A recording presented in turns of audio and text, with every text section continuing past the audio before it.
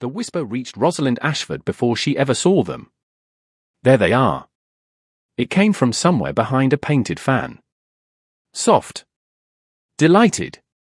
Cruel in the way society often was when presented with fresh entertainment.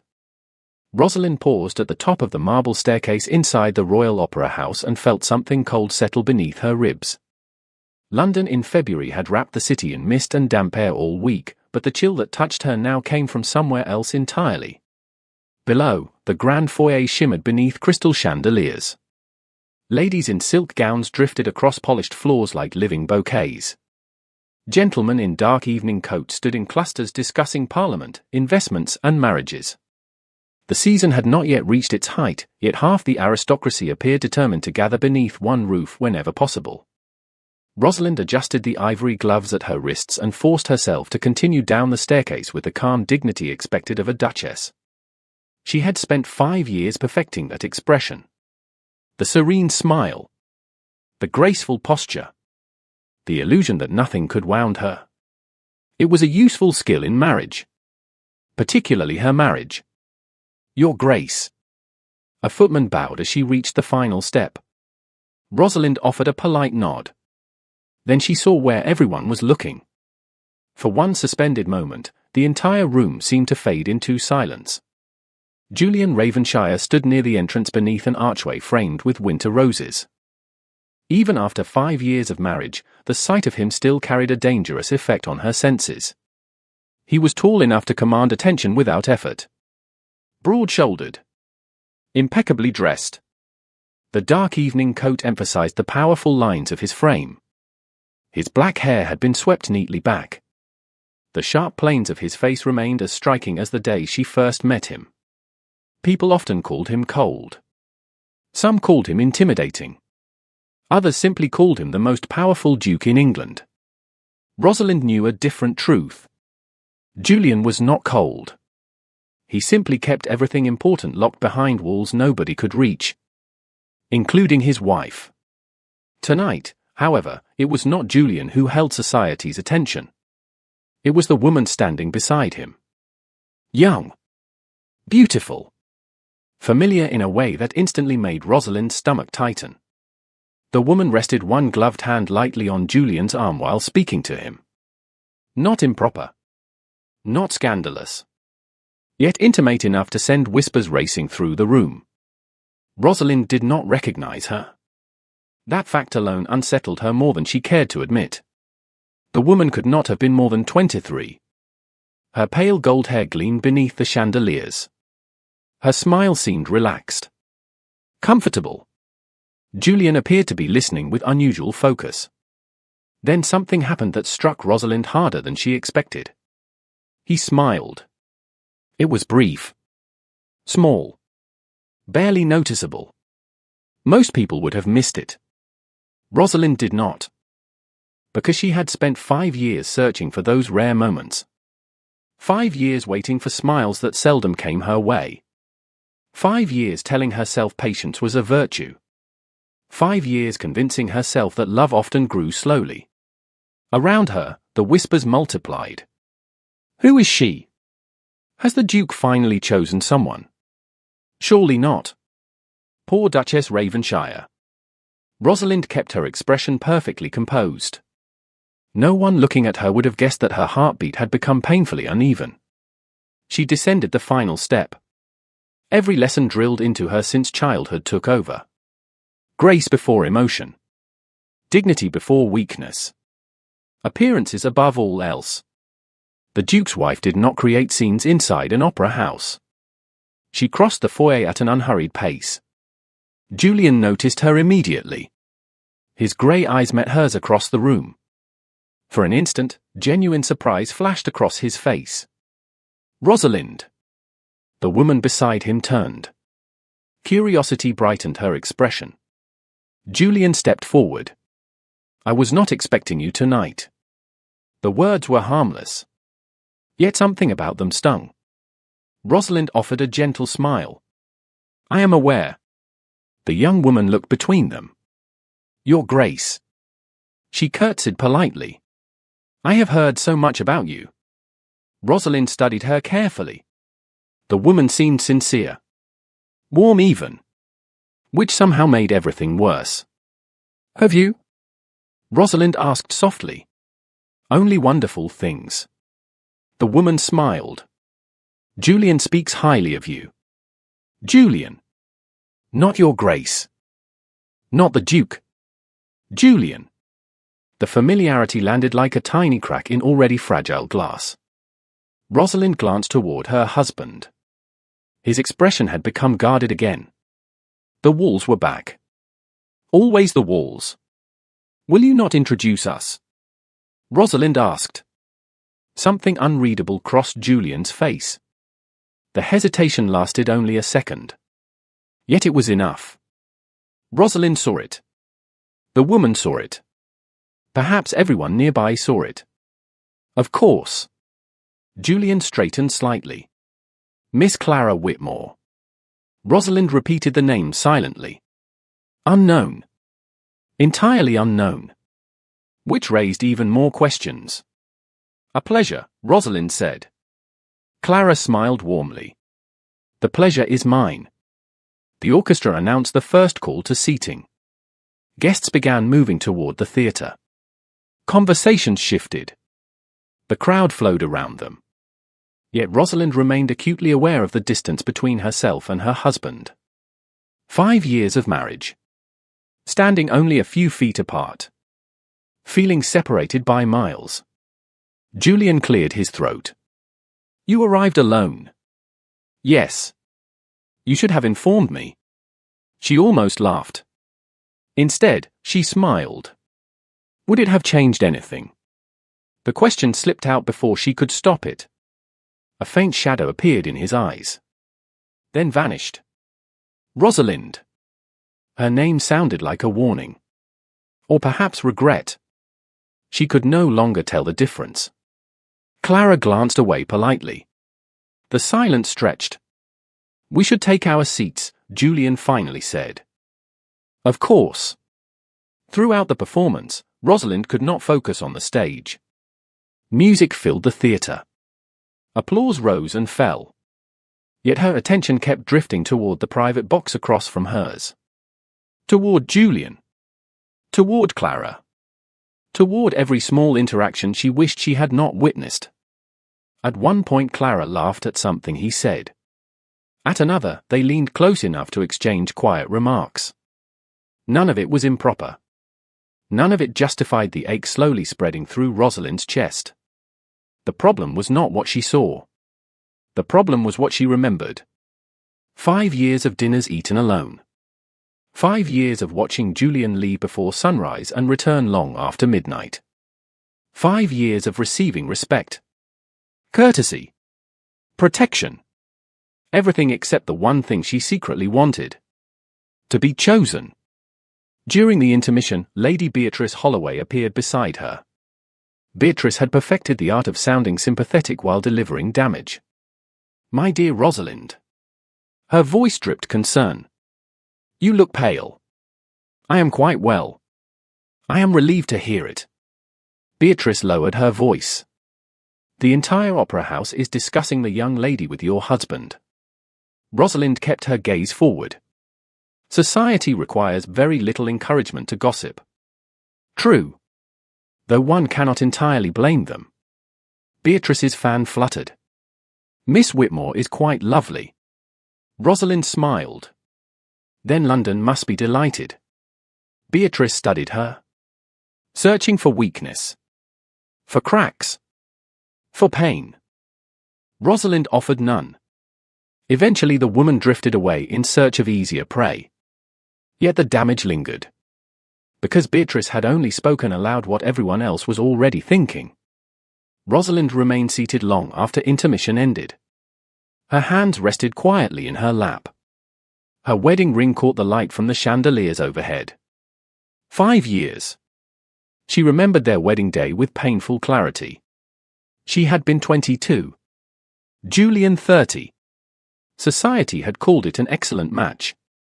The daughter of an influential family marrying one of England's most powerful dukes. Everyone had congratulated her. Everyone had envied her. No one had asked whether the Duke loved his bride.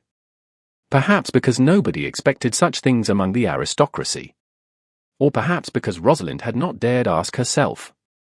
The final act ended shortly before midnight. Guests began filing toward the exits. Julian was delayed by a group of peers seeking his attention. Clara stood nearby speaking with an older woman. Rosalind watched them from a distance. Then she made a decision. Not dramatic. Not impulsive. Simply clear. For months, perhaps years, she had ignored a quiet truth growing inside her heart. Tonight she could no longer ignore it. The problem was not Clara Whitmore. The problem was that she could no longer remember the last time her husband had looked at her the way he looked at anything he truly valued. Outside, cold air greeted the departing guests. Carriages lined the street beneath gas lamps glowing through the fog. Rosalind stepped into her carriage alone. The door closed. Silence settled around her. For several moments she simply stared through the window at the opera house. Then she whispered the words nobody else would hear. I am tired. The carriage rolled forward through sleeping London. Snow threatened in the distance. The city lights blurred beyond the glass. Rosalind rested one hand against the seat beside her and felt something unexpected. Not anger. Not jealousy. Not even heartbreak. Clarity. Quiet. Terrifying clarity. By the time Ravenshire House appeared through the darkness, her decision had already begun taking shape. Upstairs in her private chambers, a large travel trunk sat beneath the bed. It had not been touched in years. Rosalind stood in the center of the room staring at it while the clock struck 1 in the morning. Somewhere else in the house, servants prepared for the Duke's return. Somewhere else in London, Clara Whitmore was probably sleeping peacefully. Rosalind knelt slowly and pulled the trunk into the light. The metal clasps clicked open. For a long moment she simply looked inside. Then she rose and crossed to her wardrobe. Her fingers touched the sleeve of a traveling coat. Behind her, the empty trunk waited. Downstairs, a door opened. Julian had finally come home. Rosalind closed her eyes. Then she whispered into the silence. I saw you with her. And for the first time in 5 years, she began to pack. Rosalind had always believed that heartbreak would arrive like a storm. Loud. Destructive. Impossible to ignore. Instead, it arrived in silence.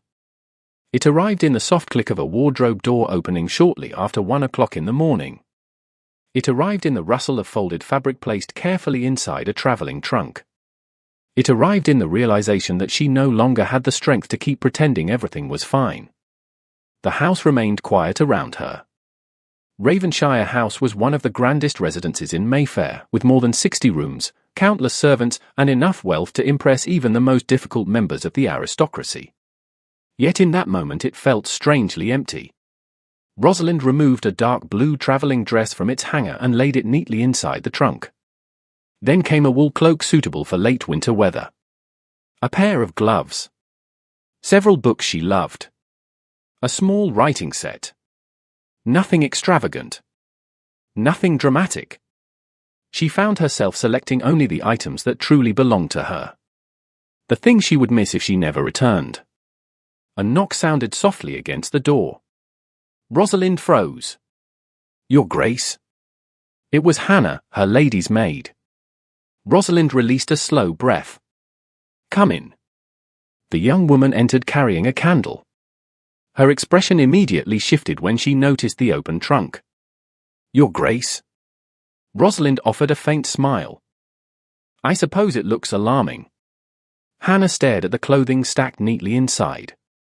Are you traveling? For a moment Rosalind considered lying. She was accustomed to protecting other people from uncomfortable truths. Tonight she found herself too tired.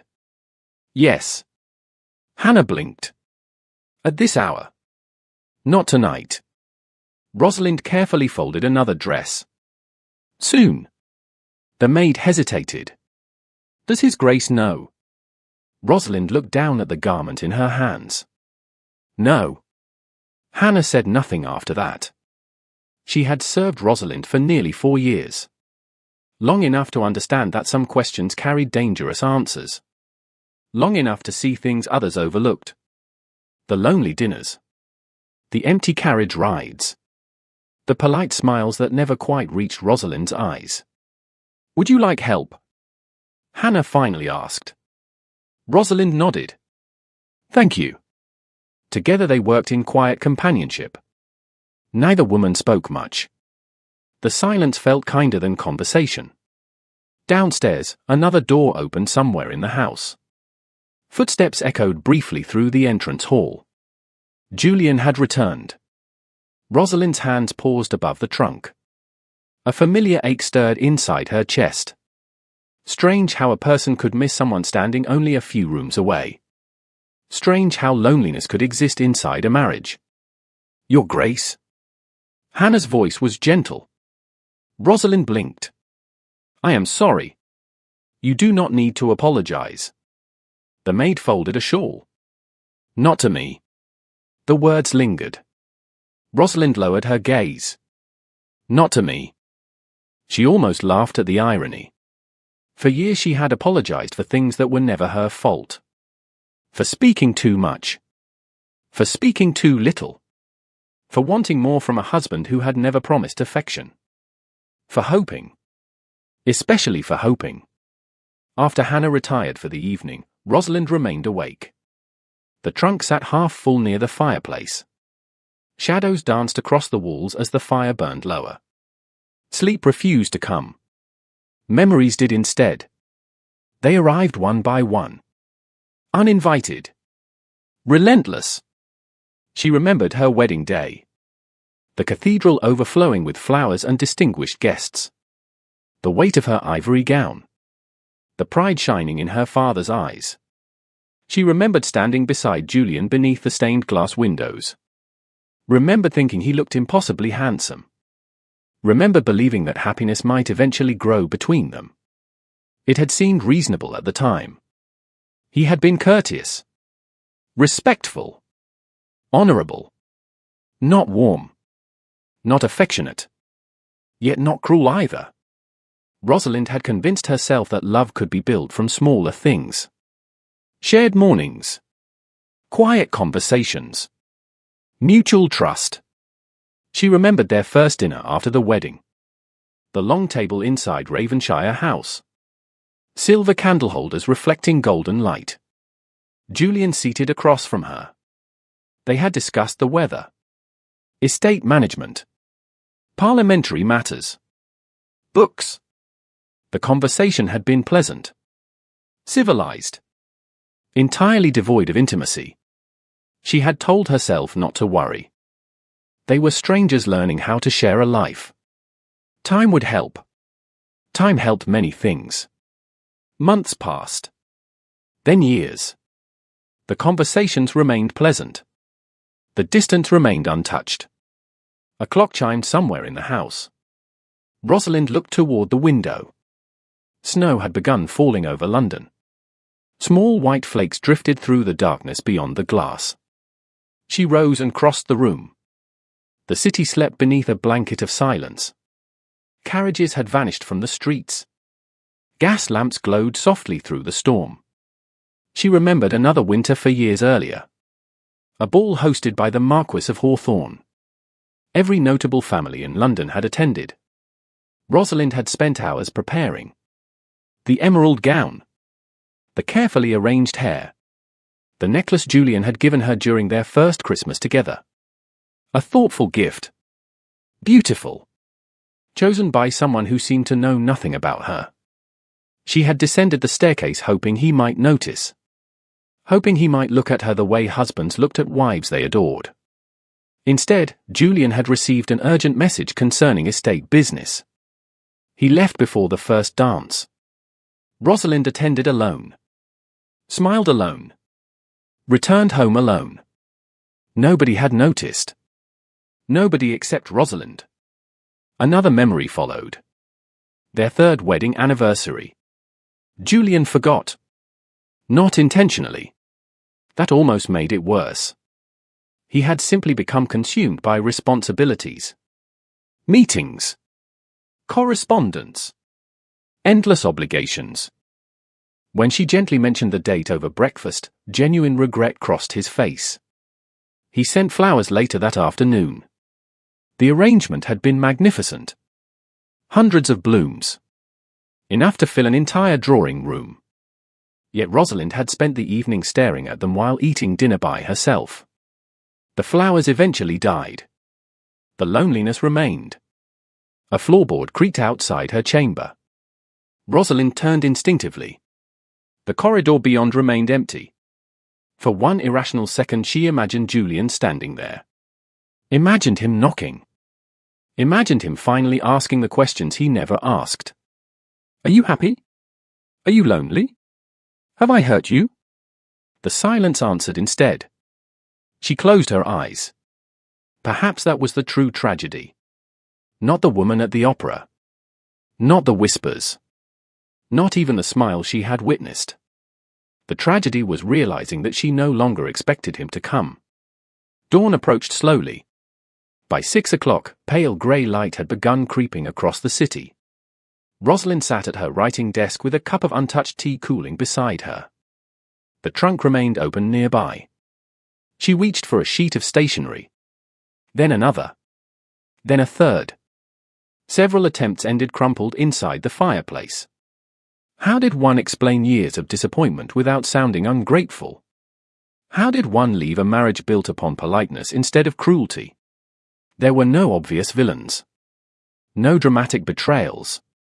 No shocking scandals. Julian had provided everything society believed a wife should want. Security. Status. Respect. Comfort. Yet somewhere along the way, Rosalind had begun disappearing. Not physically. Emotionally. Piece by piece. She stared at the blank page. Eventually her pen touched paper. A few simple lines appeared. Then stopped. Not yet. She was not ready. The letter would come later. The words needed time. A soft knock interrupted her thoughts. Enter. Hannah returned carrying fresh tea. You have not slept. Rosalind smiled faintly. No. The maid set the tray down. Her eyes moved toward the trunk again. Have you decided where you will go? Rosalind hesitated. Then nodded. Yorkshire. To your aunt. Yes. Hannah seemed relieved. Lady Margaret will look after you. Rosalind looked toward the snowy window. Her aunt had always possessed a rare gift for honesty. While most of society concerned itself with appearances, Lady Margaret valued truth. Even uncomfortable truth. Perhaps that was exactly what Rosalind needed now. Truth. By mid-morning, Ravenshire House stirred fully awake. Servants moved through corridors. Fires were refreshed. Breakfast trays appeared. The rhythms of aristocratic life continued unchanged. Yet Rosalind felt strangely detached from it all. As though she were already halfway gone. Shortly before noon, she encountered Julian for the first time since the opera. The meeting occurred in the breakfast room. He stood near the window reading correspondence. Sunlight filtered through the glass behind him. For a moment he looked exactly as he always had. Composed. Imposing. Untouchable. His gaze lifted when she entered. Something flickered across his expression. Concern, perhaps. Or uncertainty. Rosalind. Good morning. She moved toward the tea service. The room felt suddenly too small. Julian folded the letter in his hands. You left before I had the opportunity to speak with you last night. I was tired. You seemed upset. Rosalind poured tea carefully. Was I? Do not do that. The word surprised her. She looked up. Julian's jaw tightened slightly. Do what? Pretend. Silence stretched between them. 5 years of marriage and he chose now to notice. A bitter thought. An unfair one, perhaps. Yet it lingered. I am not pretending, she said quietly. His eyes searched her face. Something happened. Rosalind almost laughed. Something happened. As though it were a mystery. As though years had not happened. She set her teacup down. Did it? Rosalind. Her name sounded different today. Less certain. More careful. She wondered if he sensed the change. If some instinct warned him that the ground beneath their marriage had begun shifting. Who is Clara Whitmore? She asked. The question hung in the air. Julian's expression changed instantly. Not guilt. Not embarrassment. Something else. Something she could not identify. Why are you asking? Because half of London spent the evening discussing her. Because I watched you smile at her. Because I have spent 5 years feeling invisible. Because I am standing at the edge of a decision that may change both our lives forever. Instead, she said, people were curious. Julian looked away briefly. Then back. I see. He offered nothing more. No explanation. No clarification. No reassurance. Just those 3 words. Rosalind felt something inside her finally settle. Not break. Settle. Like a door quietly closing. She nodded once. Of course. Then she turned and left the room. Behind her, Julian remained standing beside the window. Neither of them spoke again. Upstairs, the half-packed trunk waited exactly where she had left it. Rosalind crossed the room and knelt beside it. This time she did not hesitate. One by one, she placed the remaining belongings inside. The decision no longer felt uncertain. It felt inevitable. Somewhere below, the Duke of Ravenshire continued his day completely unaware that every item entering that trunk carried his wife one step closer to leaving him behind. The first rumour reached Rosalind before lunch. The second arrived before tea. By evening, half of London appeared to have developed a passionate interest in the private affairs of the Duke and Duchess of Ravenshire. It should not have surprised her. Society survived on speculation the way fireplaces survived on coal. Feed it one spark and it demanded an entire blaze. Rosalind sat in the blue drawing room with a book open on her lap and absorbed almost none of the words. Outside, snow continued falling across Mayfair. Inside, a fire crackled softly against the winter chill. Across from her, Hannah sorted correspondence delivered throughout the morning. Most invitations were routine. Dinners. Charity events. Musical evenings. Yet one letter carried a familiar seal. Hannah handed it over carefully.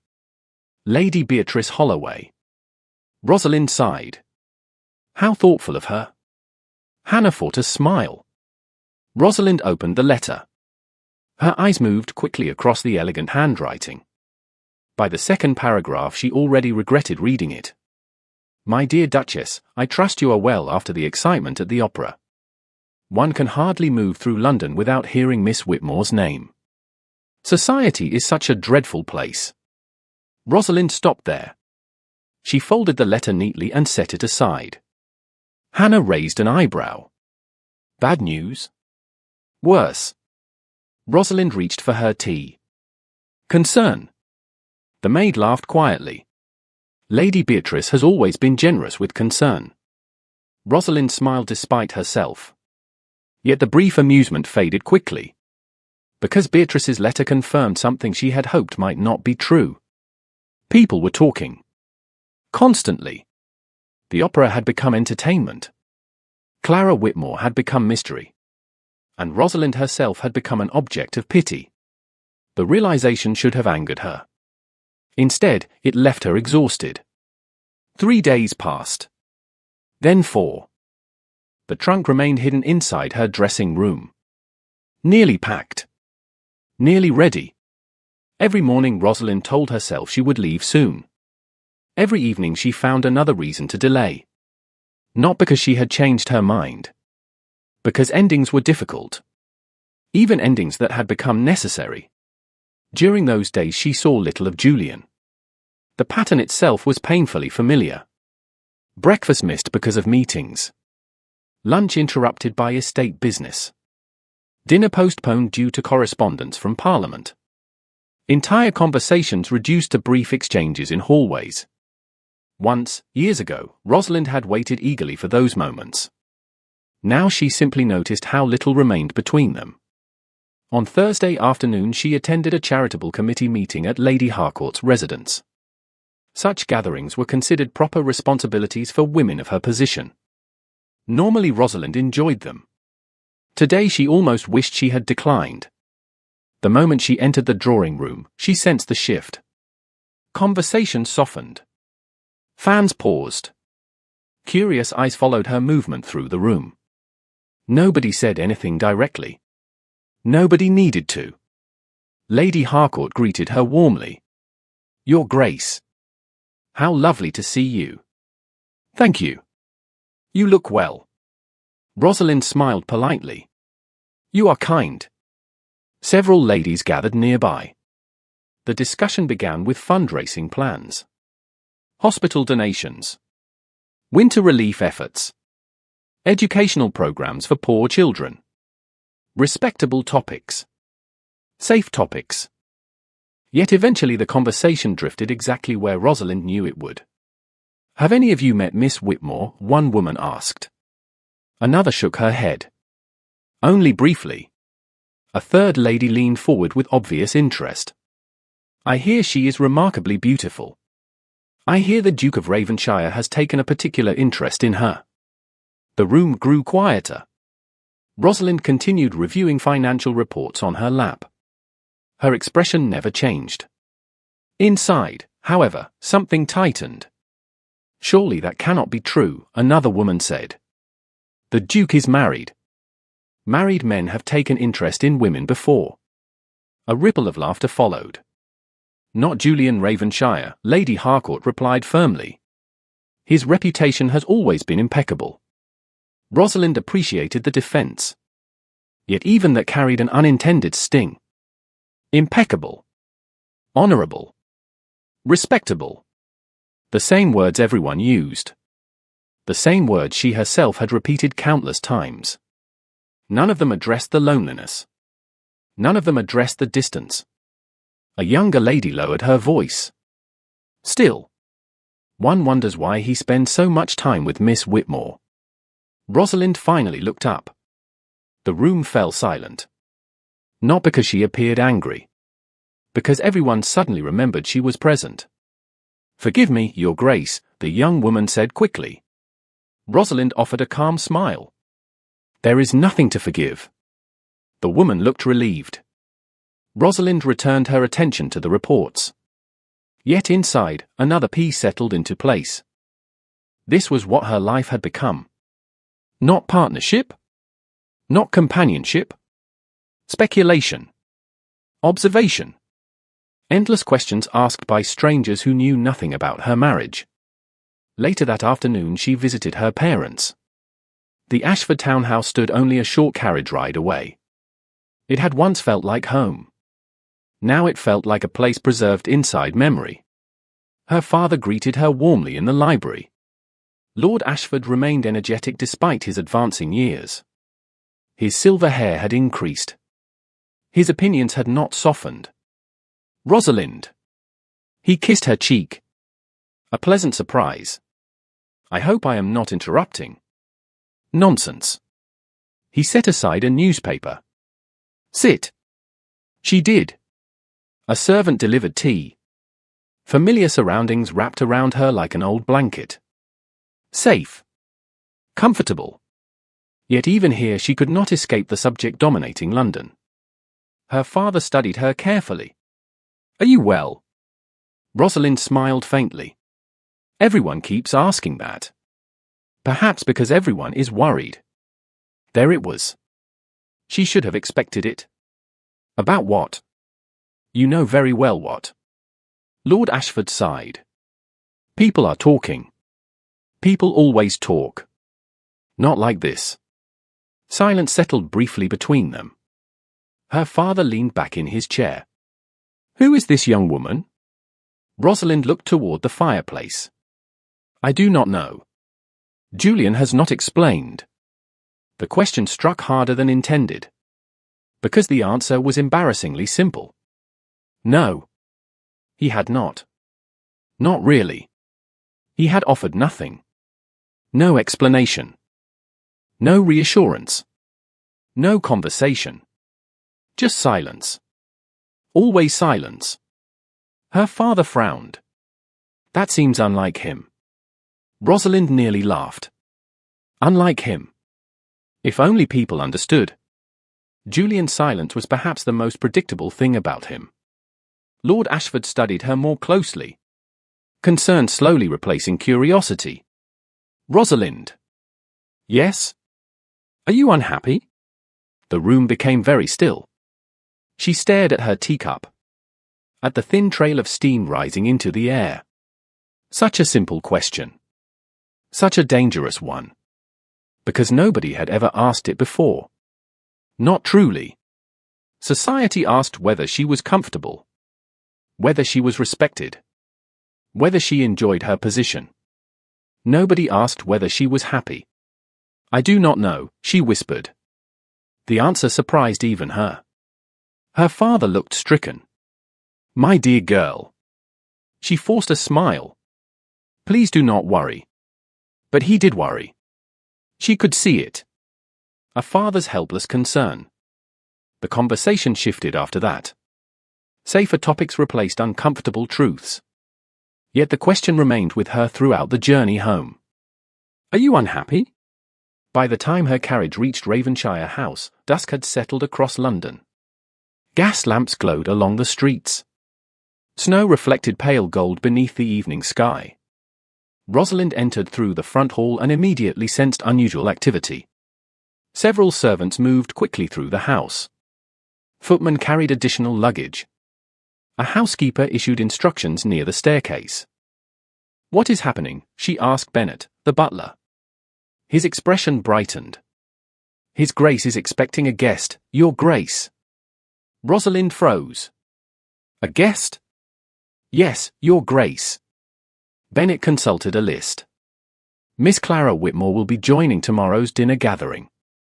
For 1 second the entire hall seemed to tilt. Not visibly. Not dramatically. Just enough. Rosalind remained perfectly still. Bennet continued speaking, unaware. Several other guests will also attend.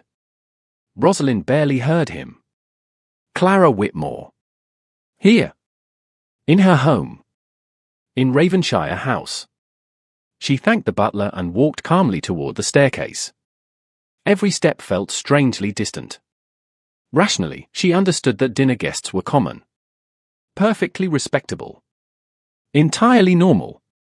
Yet the invitation felt different. Personal. Significant. Upstairs, she entered her chambers and closed the door behind her. The packed trunk waited beside the wardrobe exactly where she had left it. For a long time she simply stared at it. Then she crossed the room and opened the lid. Her fingers moved slowly over folded dresses. Books. Letters. Personal keepsakes. Everything necessary for departure. Everything necessary for a new beginning. Downstairs, preparations continued for tomorrow's dinner. Somewhere else in the city, Clara Whitmore was likely preparing as well. Rosalind sat on the edge of her bed. The silence around her felt heavier than usual. She thought about the opera. The whispers. The unanswered questions. The growing distance she could no longer ignore. Then she thought about tomorrow evening. About Clara sitting at Julian's table. About watching them together beneath her own roof. For the first time since packing the trunk, certainty returned without hesitation. She would not remain much longer. The only question left was whether she could leave before whatever truth connected Julian Ravenshire and Clara Whitmore finally revealed itself. The following evening arrived wrapped in elegance and tension. Ravenshire House glowed beneath hundreds of candles. Crystal reflected golden light across polished floors. Fresh flowers decorated every drawing room. Silver gleamed upon every table. To any guest arriving through the grand entrance, the house appeared exactly as it always had. Wealthy. Refined. Impeccably managed. Nobody would have guessed that its Duchess had already decided to leave. Rosalind stood before the mirror in her dressing room while Hannah fastened the final pearl button of her gown. The dress was deep sapphire blue. One of Julian's favorites, though he had never actually said so. She only knew because years ago she had caught him looking at it slightly longer than usual. Such tiny moments had become precious in a marriage built upon scraps. Hannah stepped back. "You look beautiful, Your Grace." Rosalind smiled gently. "Thank you." The maid hesitated. "You do not have to attend tonight if you do not wish to." Rosalind met her reflection. "Yes. I do." Because she needed certainty. Because she refused to leave while wondering if she had misunderstood everything. Because after 5 years, she owed herself the truth. Downstairs, guests began arriving shortly after 7 o'clock.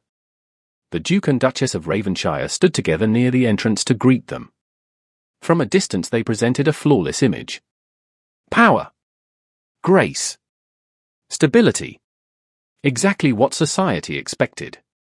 Julian stood beside her in formal evening attire. His posture remained composed. His expression controlled. Yet Rosalind noticed something unusual. Several times his gaze shifted toward her. As though he wished to say something. As though he could not quite find the words. Unfortunately, 5 years had taught her not to build hope from silence. Lord and Lady Harcourt, announced the butler. More guests followed. Laughter slowly filled the rooms.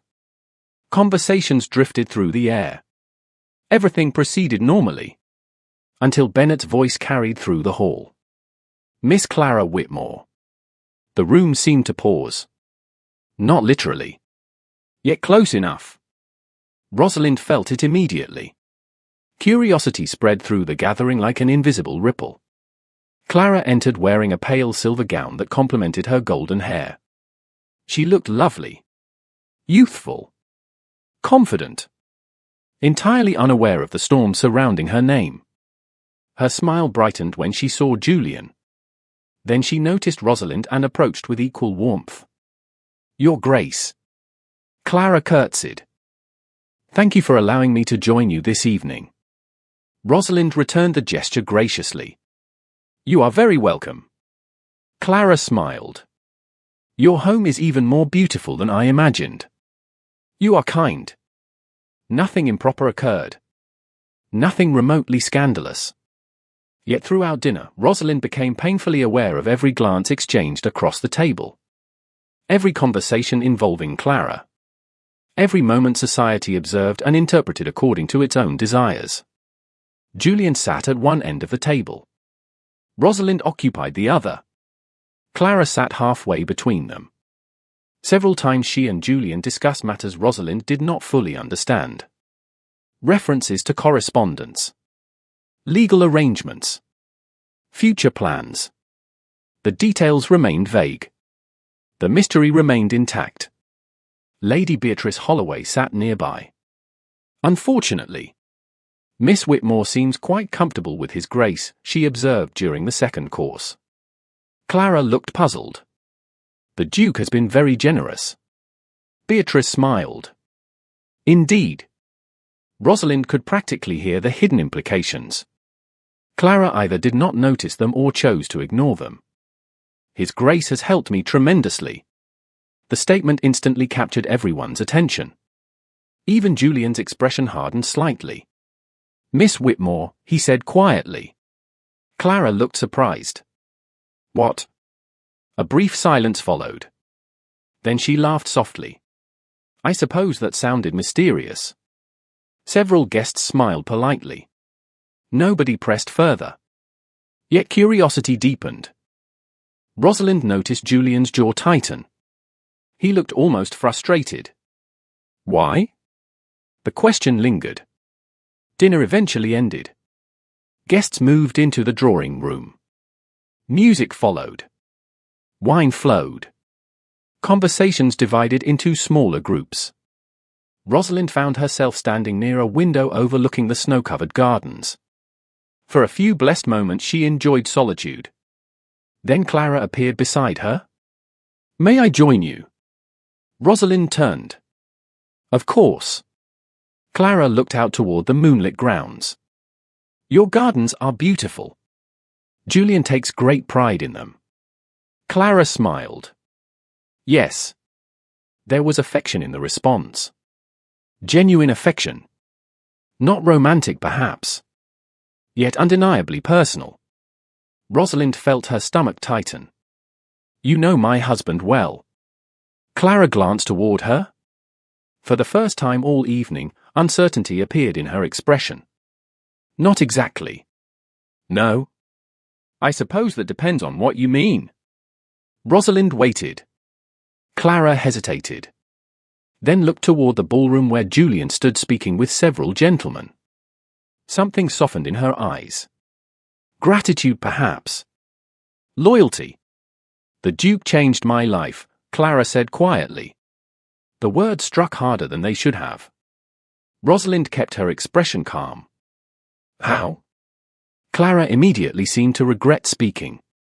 "I should not discuss it." "You are not obligated to explain anything." Clara relaxed slightly. "Thank you." The conversation drifted elsewhere. Yet the damage had already been done. "The Duke changed my life." The sentence echoed inside Rosalind's thoughts long after Clara walked away. Hours later, the final guests departed. Carriages disappeared into the snowy streets. Ravenshire House gradually returned to silence. Rosalind stood alone in the library staring into the fire. She had hoped tonight might provide answers. Instead it delivered more questions. The door opened behind her. Julian entered. For several moments neither spoke. The fire crackled softly between them. Finally he said, "You have been avoiding me." Rosalind almost smiled. "Have I?" "Yes." His tone remained calm. "And before you deny it, I am quite certain." She turned toward him. "Perhaps I have simply been occupied." "Rosalind." Again her name. Again that careful tone. She folded her hands. "What is it you wish to say?" Julian studied her. His grey eyes seemed unusually tired tonight. "Something is wrong." She waited. Surely now. Surely after all these days. After all these rumors. After all this tension. He would finally explain. Instead he asked, "Why have you been distant?" A laugh escaped before she could stop it. Not mocking. Not cruel. Simply exhausted. Julian frowned. "What is amusing?" "Nothing." "Rosalind." She looked at him for a long moment. Then quietly asked, "Who is Clara Whitmore?" The question hung between them again. Just as it had days earlier. Julian's expression changed. Again. That same hesitation. That same silence. "I cannot discuss that right now." Something inside Rosalind finally went still. Completely still. Not anger. Not heartbreak. Acceptance. 5 years. 5 years of waiting for conversations that never happened. 5 years of understanding his silence. Excusing his distance. Defending his absence. Tonight she found she could not do it anymore. "I see." Julian took a step toward her. "It is complicated. Everything seems to be." "Rosalind." "Good night, Julian." She moved past him before he could respond. Upstairs, she closed her bedroom door and locked it. The sound echoed softly through the room. Outside, snow continued falling over London.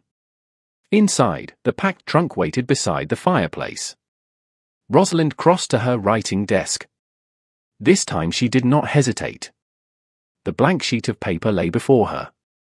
Her pen moved steadily across the page. No tears fell. No dramatic declarations appeared. Only truth. Simple. Honest truth. By midnight the letter was complete.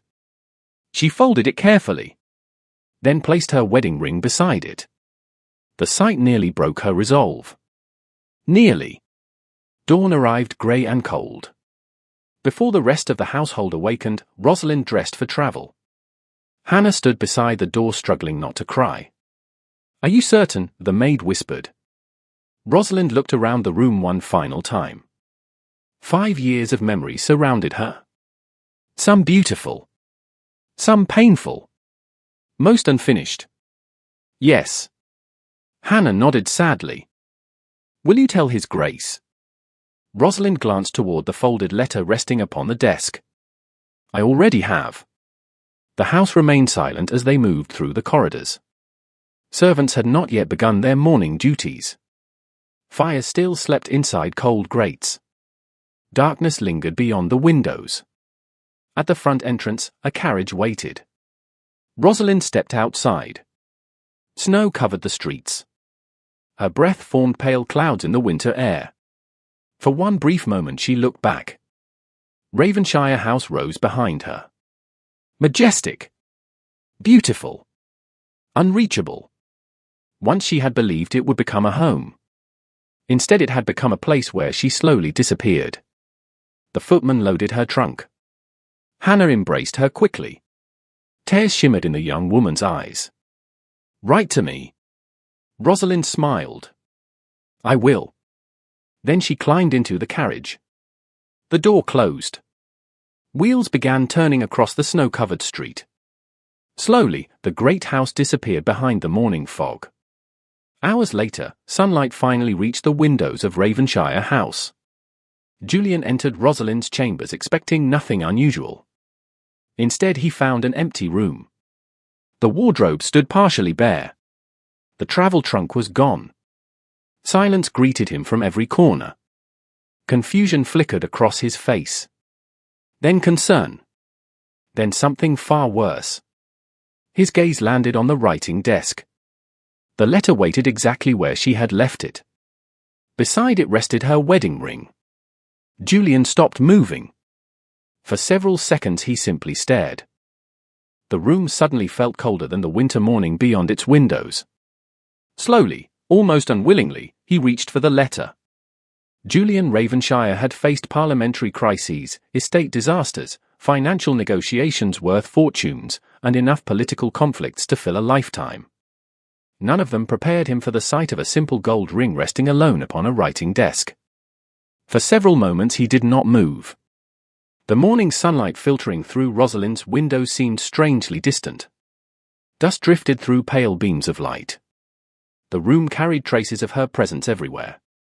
A favorite book left on a side table. Embroidery resting beside an armchair.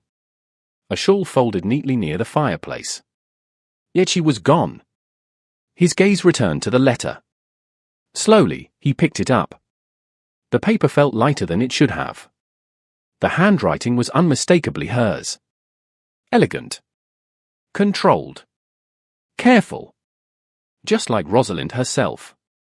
Julian unfolded the page. The first line struck harder than he expected. "Julian, I spent a very long time waiting for us to become something we never became." He read the sentence twice. Then a third time. Each word seemed to settle deeper. "I do not leave because I hate you. I do not leave because you have been cruel. Perhaps that is what makes this so difficult. You have always been honorable. Generous. Respectable. Yet somewhere along the way I stopped feeling like your wife and began feeling like a guest in your life." Julian's jaw tightened. The room had become painfully quiet. "I spent years believing that if I were patient enough, understanding enough, quiet enough, eventually you would choose me. Not out of duty. Not out of obligation. But because you wanted me beside you. I no longer know if that day was ever coming." He lowered the letter briefly. A strange pressure settled in his chest. Unfamiliar. Uncomfortable. He continued reading. "I cannot spend the rest of my life waiting to be seen. I hope you find whatever it is you have been searching for. I hope one day you find happiness. Rosalind." Nothing dramatic. Nothing angry. No accusations. No bitterness. Somehow that made it infinitely worse. Julian stared at the signature, then at the ring resting beside the letter. A realization moved through him with chilling clarity. Rosalind had not written this in anger. She had written it after years of thought. Years. The word echoed inside his mind. A sharp knock interrupted the silence. Your Grace? Bennett appeared at the doorway. Julian folded the letter immediately. What is it? The butler hesitated. Several servants are concerned. Julian's expression hardened. Concerned. The Duchess appears to have departed. The statement sounded absurd spoken aloud. Appears to have departed. As though she had wandered into another room. As though she would return any moment. Julian looked around the nearly empty chamber. Yes. Bennett shifted uncomfortably. Should I prepare correspondence? No. The answer came instantly. Too instantly. Julian crossed toward the window. Snow covered the city beyond the glass. Have the stables prepared? Bennett blinked. Your Grace? Immediately. The butler bowed. Of course. Less than 30 minutes later, Julian stood inside the stable yard. Cold air cut sharply across the morning. Horses stamped against frozen ground. Grooms rushed to obey orders. Normally, Julian approached every situation with precision and patience. Today he discovered those qualities had abandoned him entirely. Which direction? He asked. A stable hand swallowed nervously. Yorkshire, Your Grace. At least that is what the driver believed. Yorkshire. Relief flickered briefly. She had not vanished completely. She had gone somewhere familiar. Somewhere safe. Yet the relief lasted only seconds. Because another thought followed immediately. She had planned this. Carefully. Deliberately. She had packed. Arranged transportation. Chosen a destination. All without him noticing. Julian mounted his horse. Your Grace. Bennett hurried across the yard carrying a sealed envelope. A message arrived moments ago. Julian accepted it. The seal belonged to Lord Ashford. Rosalind's father. He opened it immediately. The letter contained only a few lines. If you know where my daughter is, I suggest you go to her. If you do not know where she is, then perhaps you should ask yourself why. Julian folded the message. His expression darkened. Lord Ashford had always respected him. The absence of that respect now felt unmistakable. He handed the letter back. Delay today's meetings. All of them? Every single one. Bennett looked genuinely shocked. In 5 years, Julian had never cancelled an entire day of obligations. Not once. Yes, Your Grace. Julian rode out less than 10 minutes later. Snow crunched beneath iron horseshoes. London slowly disappeared behind him. The winter landscape stretched ahead beneath a pale sky. Normally the journey would have felt peaceful. Today every mile seemed intolerably slow. His thoughts returned repeatedly to the letter. Not because of what Rosalind wrote. Because of what she did not write. No mention of Clara. No accusations. No jealousy. Only loneliness. The realization unsettled him more than any scandal could have. Hours passed. Villages came and went. Frozen fields rolled beneath grey clouds. Yet distance offered no relief. Every memory seemed determined to follow him. Rosalind greeting guests beside him. Rosalind managing household affairs with effortless competence. Rosalind smiling politely during dinners. Rosalind standing beside him through countless obligations. He had always assumed she was content. Had he assumed? Or had he simply never asked? The question lingered. Uncomfortable. Persistent. By late afternoon he reached an inn along the northern road. Travellers filled the common room. A fire burned brightly near the centre. Julian entered hoping for information. The innkeeper immediately recognized him. Most people did. Your Grace. A lady travelling north. Julian removed his gloves. Dark hair. Approximately 27. Well dressed. She may have arrived this morning. The innkeeper considered. Then nodded slowly. Yes. Relief surged through Julian. When? Shortly after sunrise. Is she still here? No, Your Grace. The relief vanished immediately. How long ago did she leave? Several hours. Julian looked toward the road outside. Several hours. She remained ahead of him. Close enough to follow. Far enough to escape. Did she seem well? The innkeeper smiled faintly. Tired perhaps. But determined. Determined. The word struck him unexpectedly. Rosalind rarely displayed determination openly. Not because she lacked it. Because she rarely needed to. Yet now she was crossing England alone during winter. Leaving behind a duchess's life. Leaving behind him. Julian thanked the innkeeper and returned outside. Dusk approached quickly. Most sensible travellers would stop for the night. Julian did not.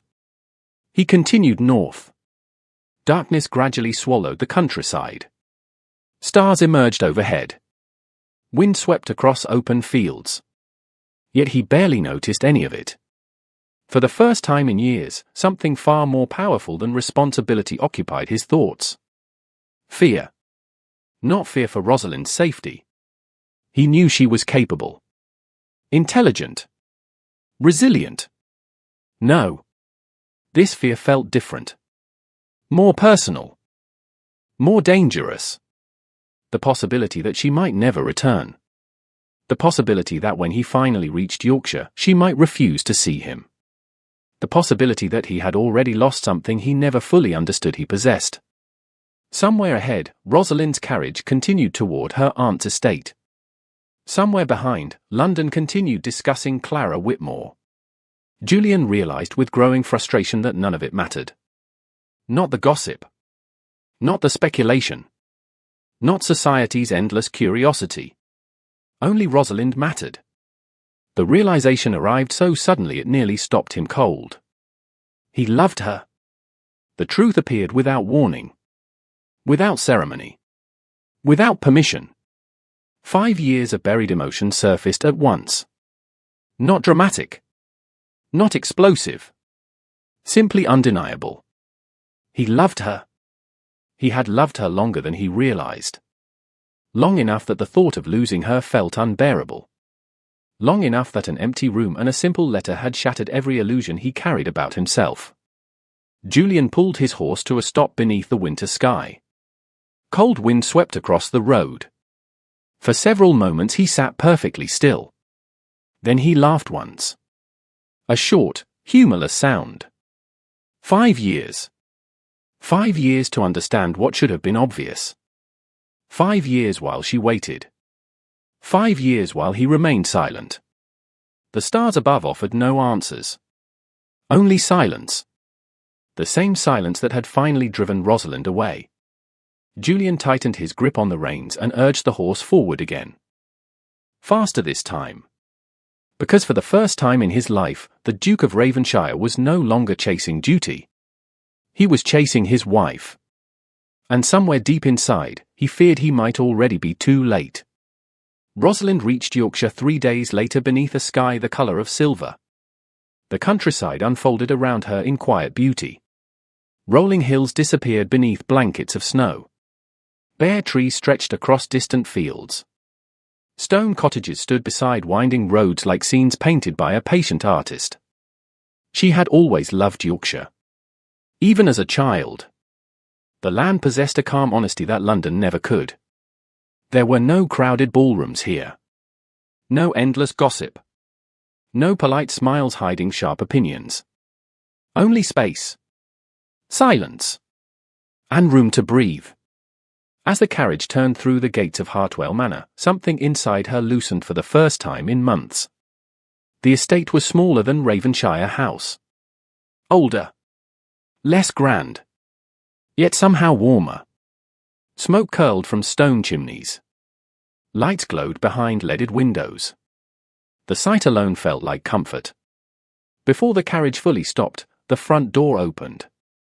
Lady Margaret Hartwell emerged onto the steps wrapped in a dark green cloak. At 61, Rosalind's aunt remained one of the most formidable women she had ever known.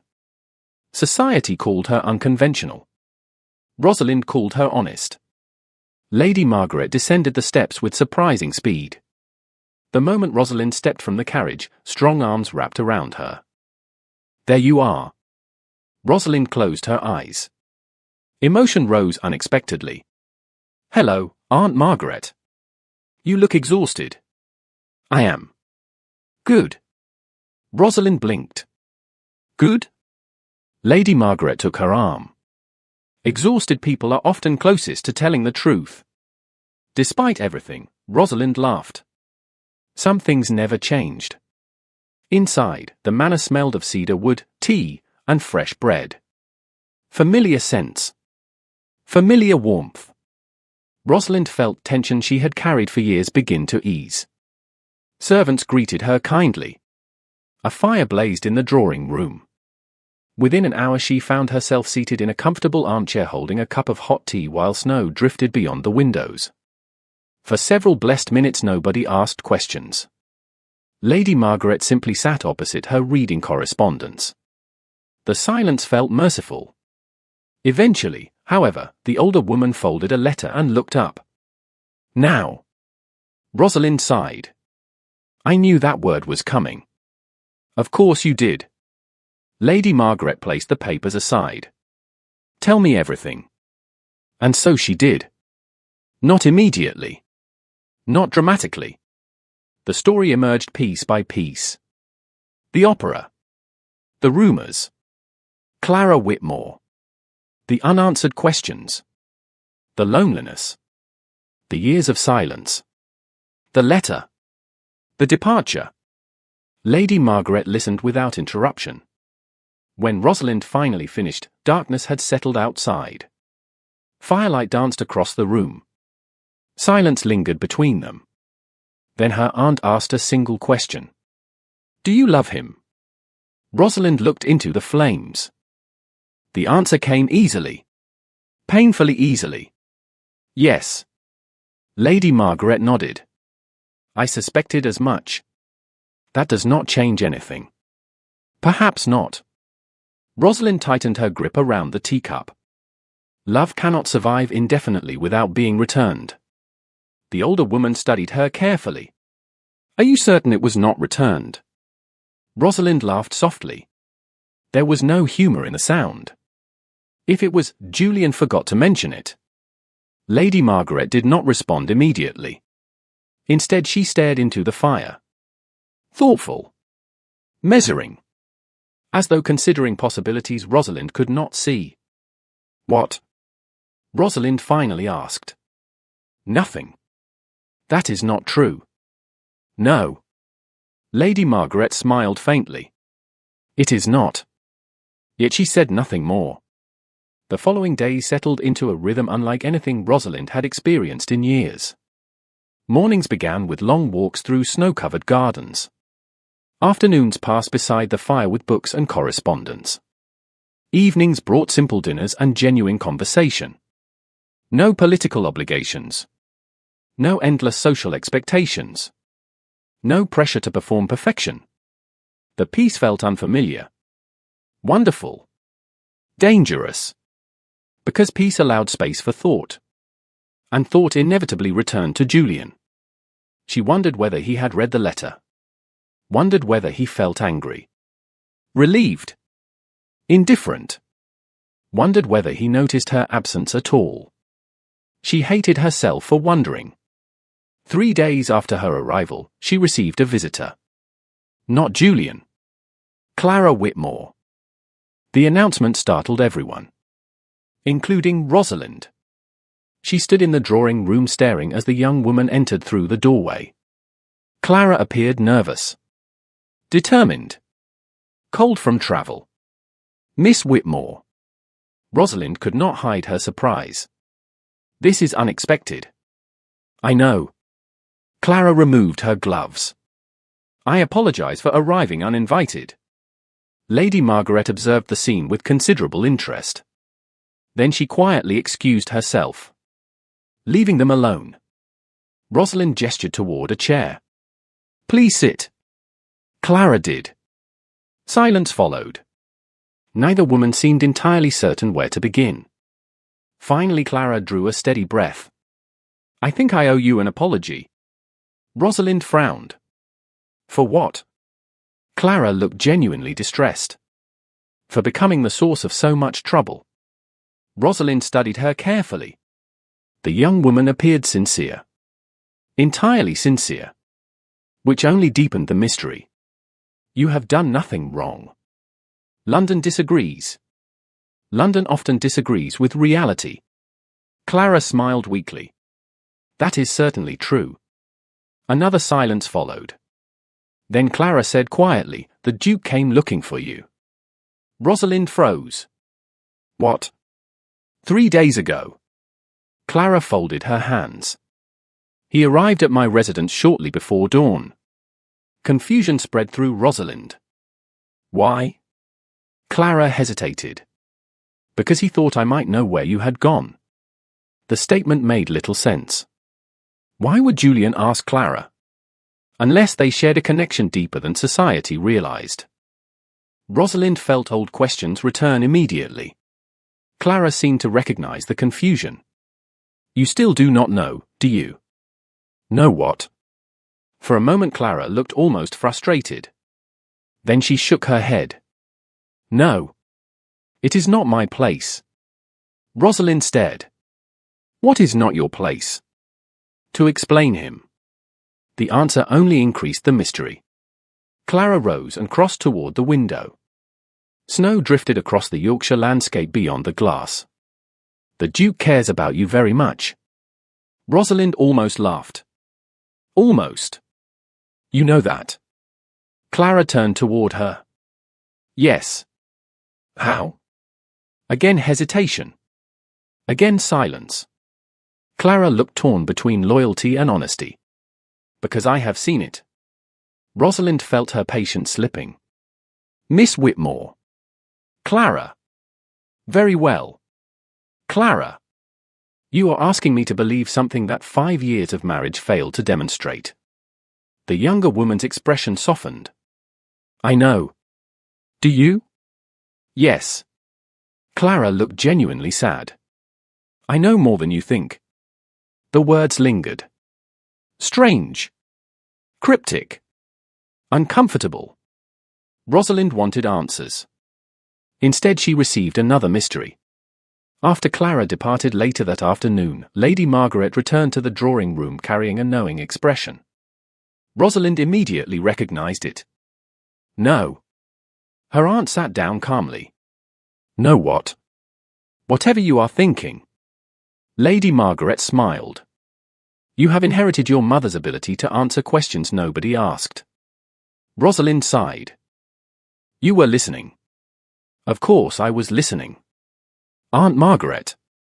The walls in this manor are thinner than you imagine. Rosalind shook her head. The older woman poured tea. Completely untroubled. Interesting young woman. She is impossible.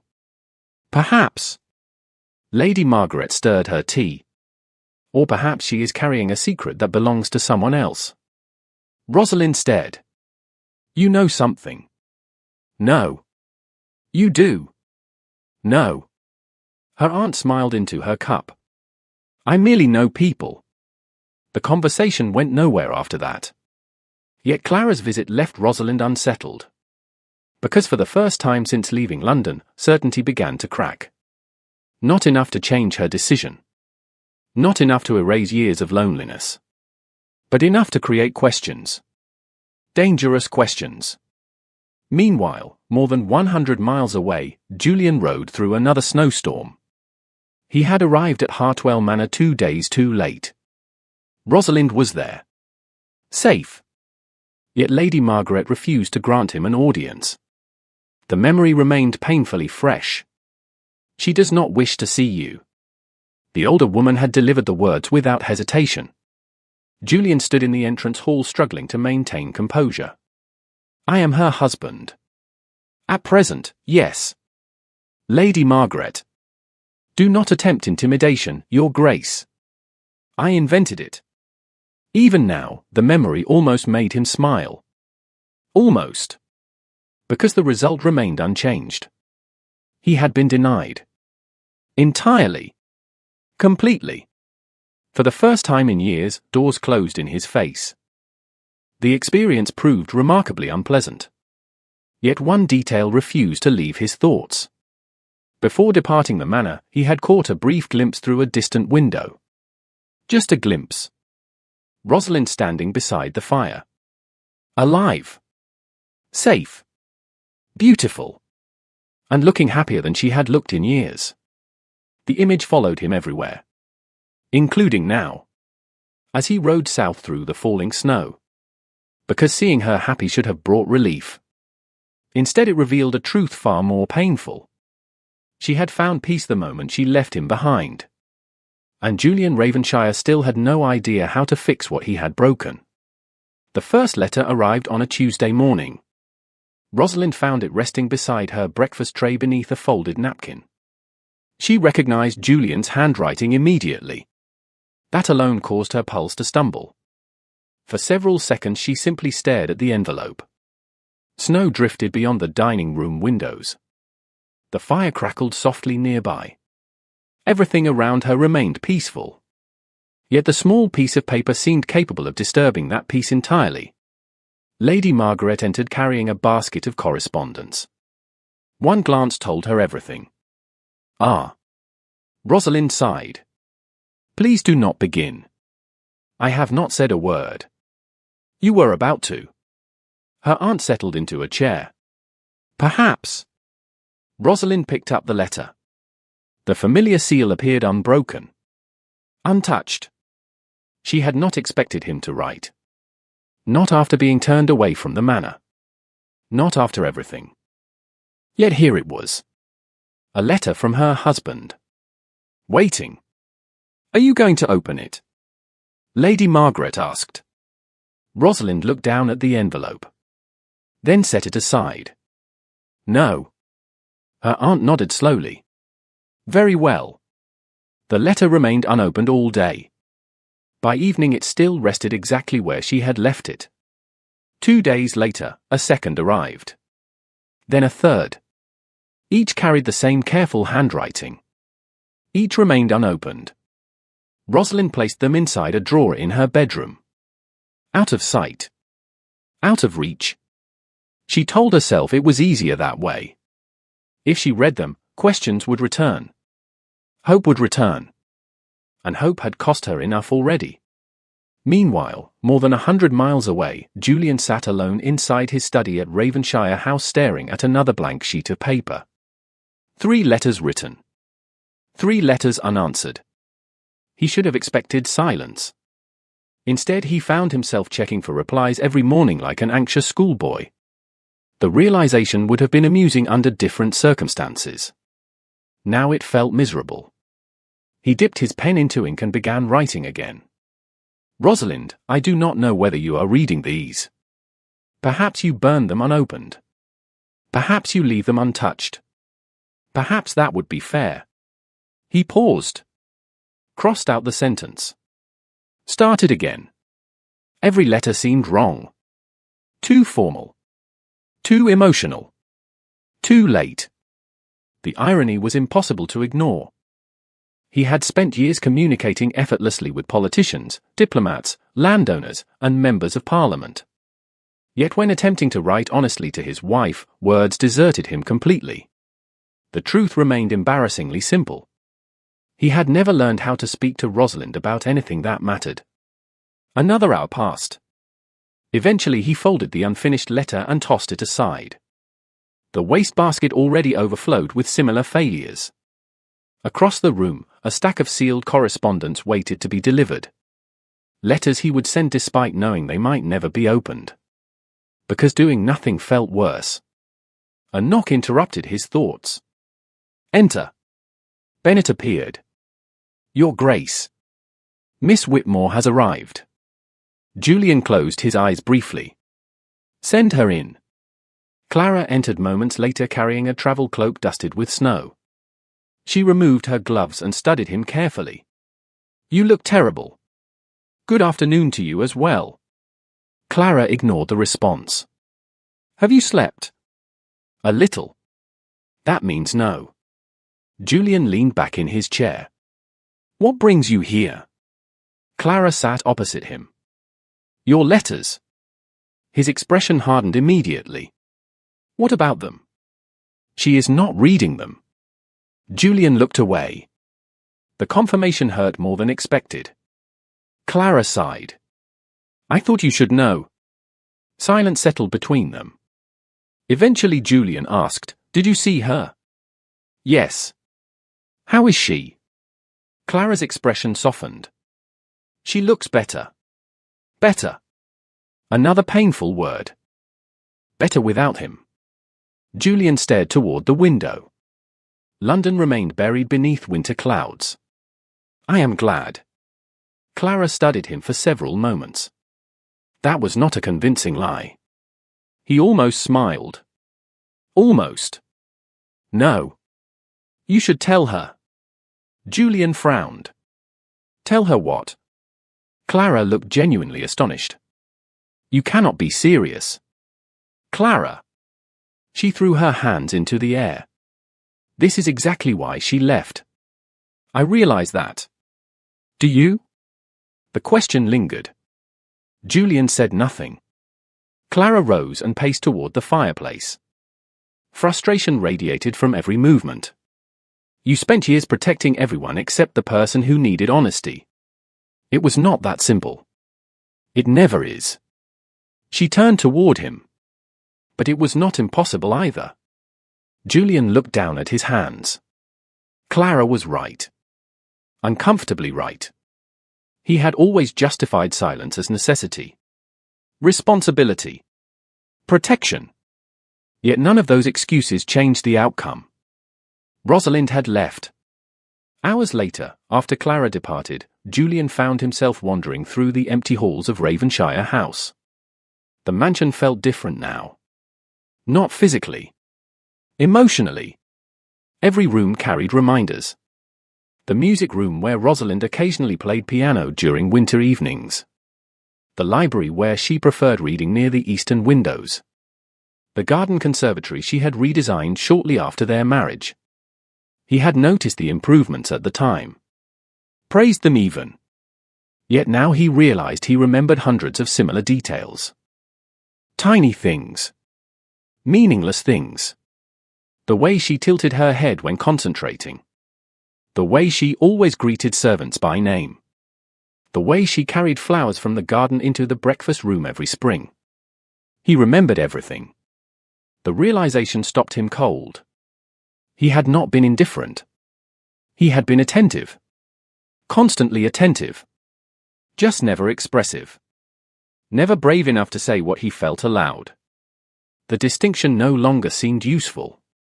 Near midnight he entered the Duchess's sitting room. Nobody used the space now. The room remained exactly as Rosalind left it. Moonlight spilled through the windows.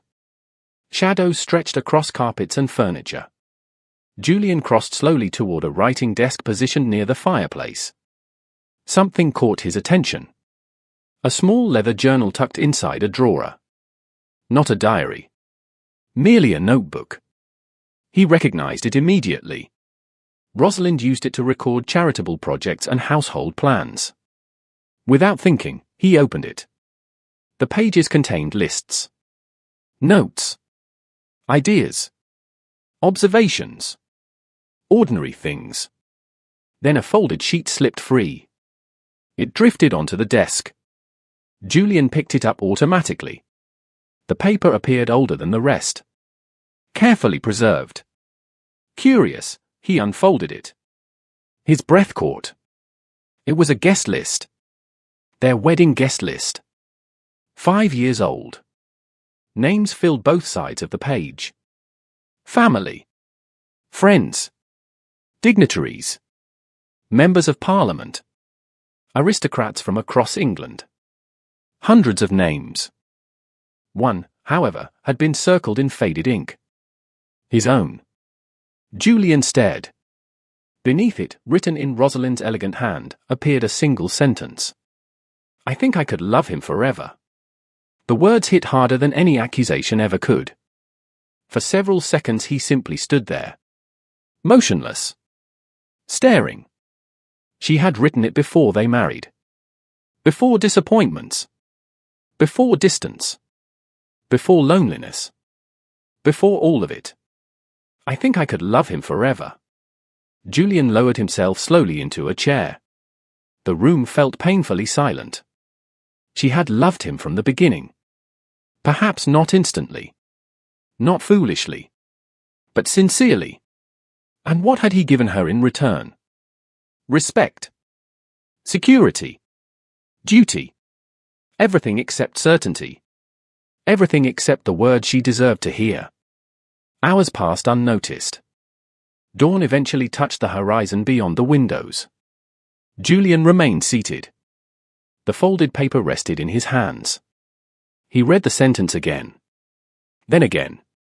Something shifted inside him. Not sudden. Not dramatic. Simply clear.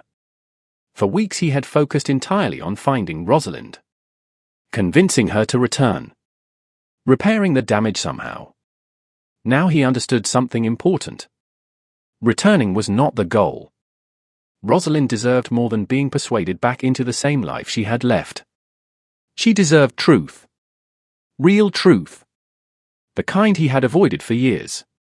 Later that morning he sat at his desk and began another letter. This time he did not struggle for words. This time he did not cross out entire paragraphs. He simply wrote, Rosalind, I finally understand that silence can wound as deeply as cruelty. I spent years believing actions mattered more than words. Perhaps I used that belief to excuse my own failures. You deserved honesty from me. You deserved certainty. You deserve to know that every room in this house feels empty without you in it. He paused. Then continued. The letter grew longer. More personal. More vulnerable than anything he had written in his life. When he finished, he sealed it immediately before courage could disappear. By evening the letter was already travelling north toward Yorkshire. And for the first time since Rosalind left, Julian allowed himself one fragile hope. Not that she would forgive him. Not that she would return. Simply that she might finally know the truth he should have told her years ago. By the time the fourth letter arrived, Rosalind no longer pretended she did not notice them. The stack had grown thick enough to occupy an entire drawer in her writing desk. For letters. For unopened envelopes. For opportunities she continued refusing. Yet each new arrival weakened her resolve a little more. On a quiet Thursday afternoon, she stood beside the window of her bedroom watching snow melt from the gardens below. Winter was beginning to surrender. Small patches of green had started appearing beneath the white landscape. Spring lingered somewhere beyond the horizon. Waiting. Much like the letters. A knock sounded. Come in. Lady Margaret entered carrying embroidery she had no intention of actually completing.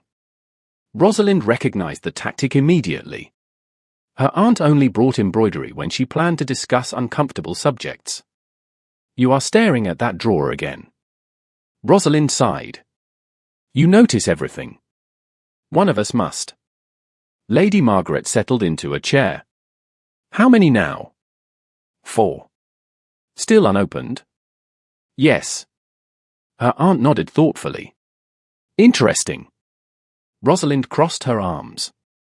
What is interesting? That you continue counting them. The observation landed with irritating accuracy. Rosalind turned back toward the window. She hated that Lady Margaret was right. She noticed every letter. Not because she wanted reconciliation. Not because she had changed her mind. Because each letter represented something Julian had never done before. He was trying. The realization was difficult to ignore. Unfortunately, it was also difficult to trust. Later that afternoon, Rosalind visited the village school supported by Lady Margaret's charitable foundation. The small stone building stood near the centre of town. Children filled the classrooms with energy and noise. The atmosphere felt refreshingly honest. Children rarely pretended. They laughed when happy, complained when frustrated, asked questions adults would never dare voice aloud. Rosalind had begun assisting twice a week. She found comfort in the work. Purpose. Simplicity. Things she had been missing for a long time. Lady Ravenshire. A little girl with dark curls approached carrying a book nearly half her size. "Will you read this one?" Rosalind smiled. "Again?" The child nodded enthusiastically. "Again." Within minutes she found herself surrounded by a circle of eager listeners. Stories filled the room. Laughter followed. For nearly an hour, she forgot letters. Forgotten marriages. Forgotten uncertainty. When the lesson finally ended, the schoolmaster approached. "They adore you." Rosalind laughed softly. "Children are generous." "No." The older man shook his head. "Children are honest." The statement followed her all the way home. Children are honest. The words lingered because honesty seemed increasingly absent from her own life. That evening another visitor arrived unexpectedly. Not Clara. Not Julian. Lord Nathaniel Whitmore. Clara's father. The announcement surprised everyone, including Lady Margaret. The gentleman was shown into the drawing room shortly before dinner. He appeared distinguished, polite, slightly nervous. Lady Ravenshire. He bowed respectfully. "I apologize for arriving without notice." Rosalind exchanged a glance with her aunt. Something unusual was happening. She could feel it immediately. "You are welcome here, Lord Whitmore." The gentleman seemed relieved. He accepted tea, then spent several minutes discussing weather, travel conditions, and local affairs. The conversation felt strangely formal. Deliberately formal. Eventually Lady Margaret lost patience. "Nathaniel." The older woman set down her teacup. "You are circling the point so aggressively that I am becoming dizzy." Lord Whitmore blinked, then laughed. "You have not changed." "No." "Unfortunately." Rosalind fought a smile. Lord Whitmore sighed. "Very well." He turned toward her. "Lady Ravenshire. I believe there is something you should know." The room grew quiet. Rosalind felt a familiar tightening in her chest. "About Clara?" "Yes." Lord Whitmore nodded. "And the Duke?" At the mention of Julian, every instinct sharpened. Lady Margaret remained suspiciously calm, which only increased Rosalind's anxiety. Lord Whitmore looked uncomfortable. Not guilty. Not defensive. Simply uncomfortable. As though he carried a story that belonged to someone else. 3 years ago, he began, my late wife revealed something before she died. Rosalind listened carefully. The gentleman continued. When Clara was born, there were circumstances involving her mother that remained hidden for many years. Circumstances concerning another family. Confusion deepened. The explanation seemed to create more questions than answers. Lord Whitmore drew a steady breath. Clara is not legally connected to the Ravenshire family. He paused. But biologically, she is. Silence filled the room. Rosalind stared, certain she had misunderstood. "I am sorry."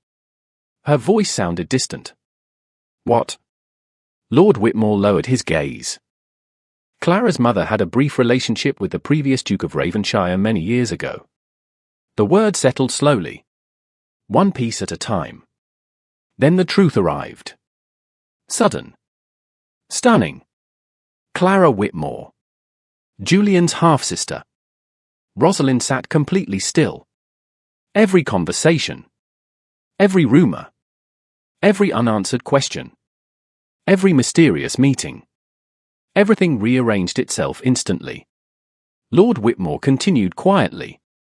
The previous Duke never knew. At least not officially. My wife carried the secret for years. She feared scandal. Feared destroying multiple families. Rosalind barely heard the rest. Her thoughts raced backward through recent weeks. The opera. The smiles. The concern. The conversation she did not understand. Clara's loyalty. Her gratitude. The Duke changed my life.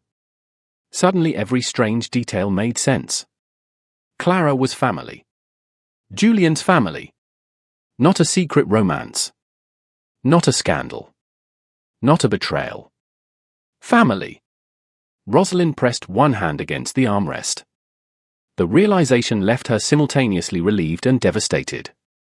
Relieved because the imagined affair never existed. Devastated because everything else remained painfully real. Julian had not betrayed her. Yet she had still left.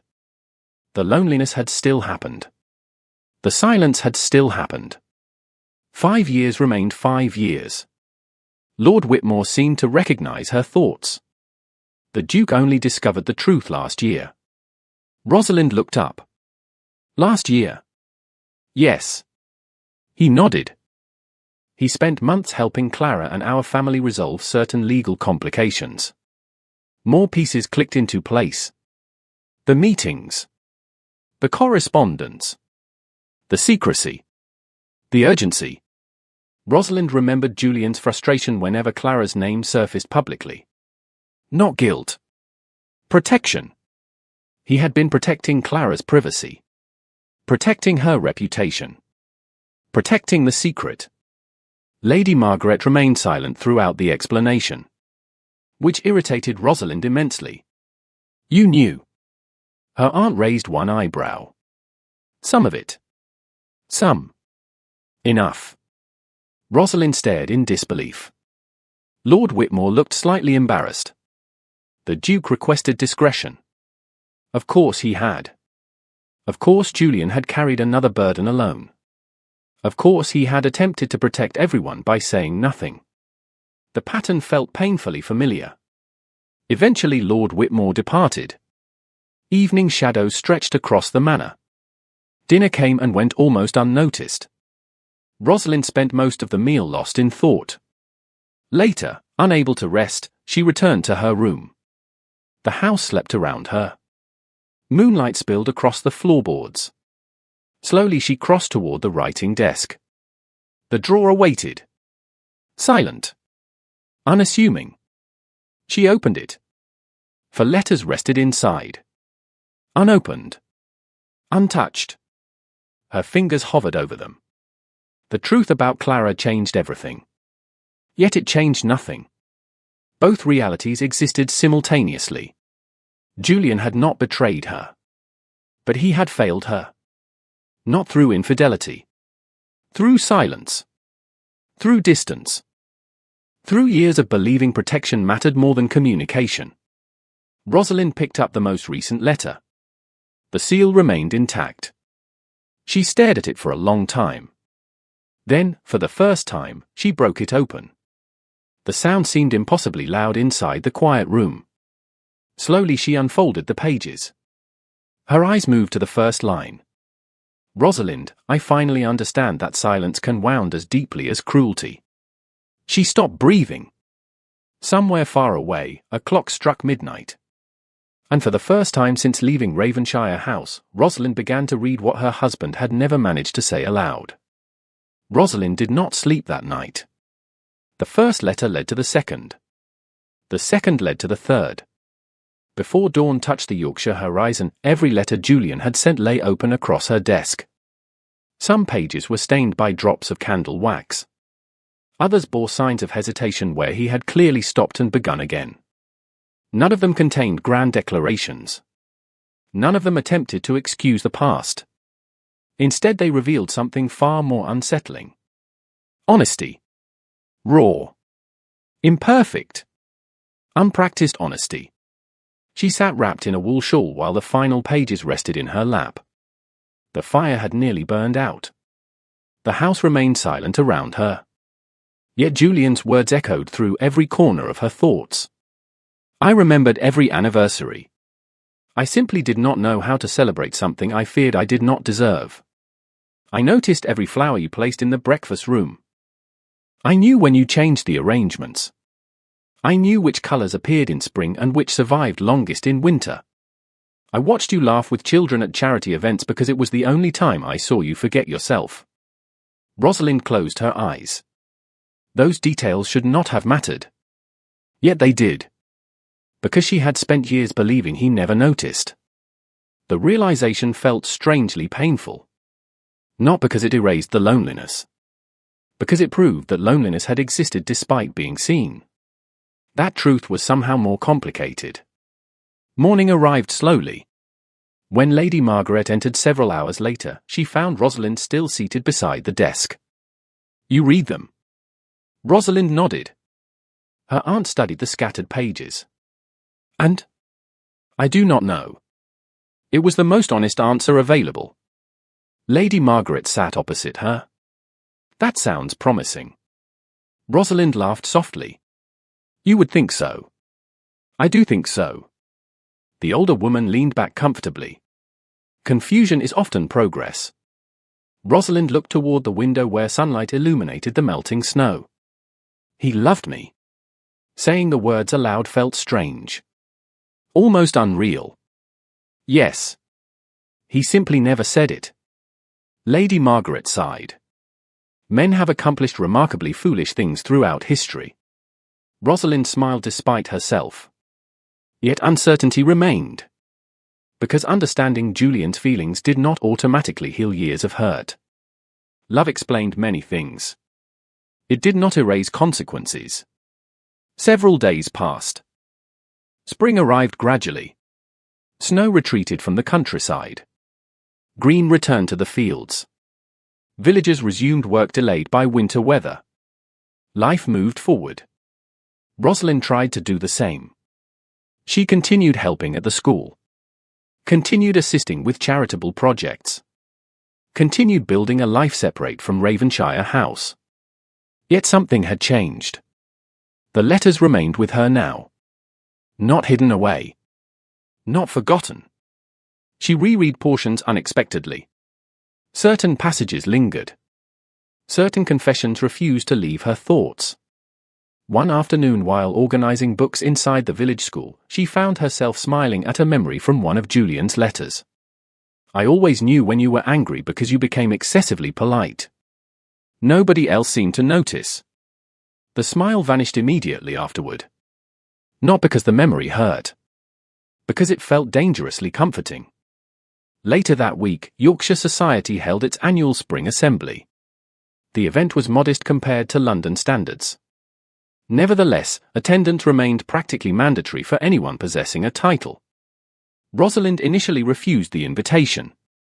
Lady Margaret overruled her. You are attending. I do not wish to. Excellent. Her aunt adjusted a ribbon. That usually means you should. The argument lasted nearly 20 minutes. Lady Margaret won. As usual. The assembly occupied the ballroom of a neighboring estate. By evening the house overflowed with guests. Music drifted through the air. Candles reflected from crystal chandeliers. Laughter mingled with conversation. Rosalind entered reluctantly. Then immediately regretted attending. Not because of the crowd. Because of the attention. News travelled quickly through Yorkshire. Everyone knew who she was. More importantly, everyone knew she had left the Duke of Ravenshire. Curiosity followed her wherever she went. Lady Ravenshire. Your Grace. How lovely to see you. The greetings remained polite. Yet beneath them lurked endless questions. Rosalind endured them gracefully. Years of aristocratic training remained useful. Unfortunately, some people lacked subtlety entirely. Lord Edwin Mercer approached shortly after dinner. He was wealthy. Handsome. Widowed. And entirely too confident. Your Grace. He bowed. I have hoped for this opportunity. Rosalind already disliked where the conversation was heading. Have you? Very much. His smile widened. Yorkshire has become considerably more interesting since your arrival. Rosalind offered a polite response. Nothing encouraging. Lord Mercer either failed to notice or chose to ignore it. Throughout the evening he remained nearby. During conversations. During refreshments. During dances she declined. His attention became increasingly difficult to escape. Lady Margaret observed the situation from across the room with visible irritation. Unfortunately, social etiquette limited intervention. Rosalind managed as best she could. Yet by the time the orchestra began another waltz, exhaustion had settled heavily upon her patience. You have refused every dance tonight. Lord Mercer appeared beside her once again. I am not dancing. Surely one dance cannot hurt. It can if one dislikes dancing. He laughed. I do not believe you. Rosalind looked toward the ballroom.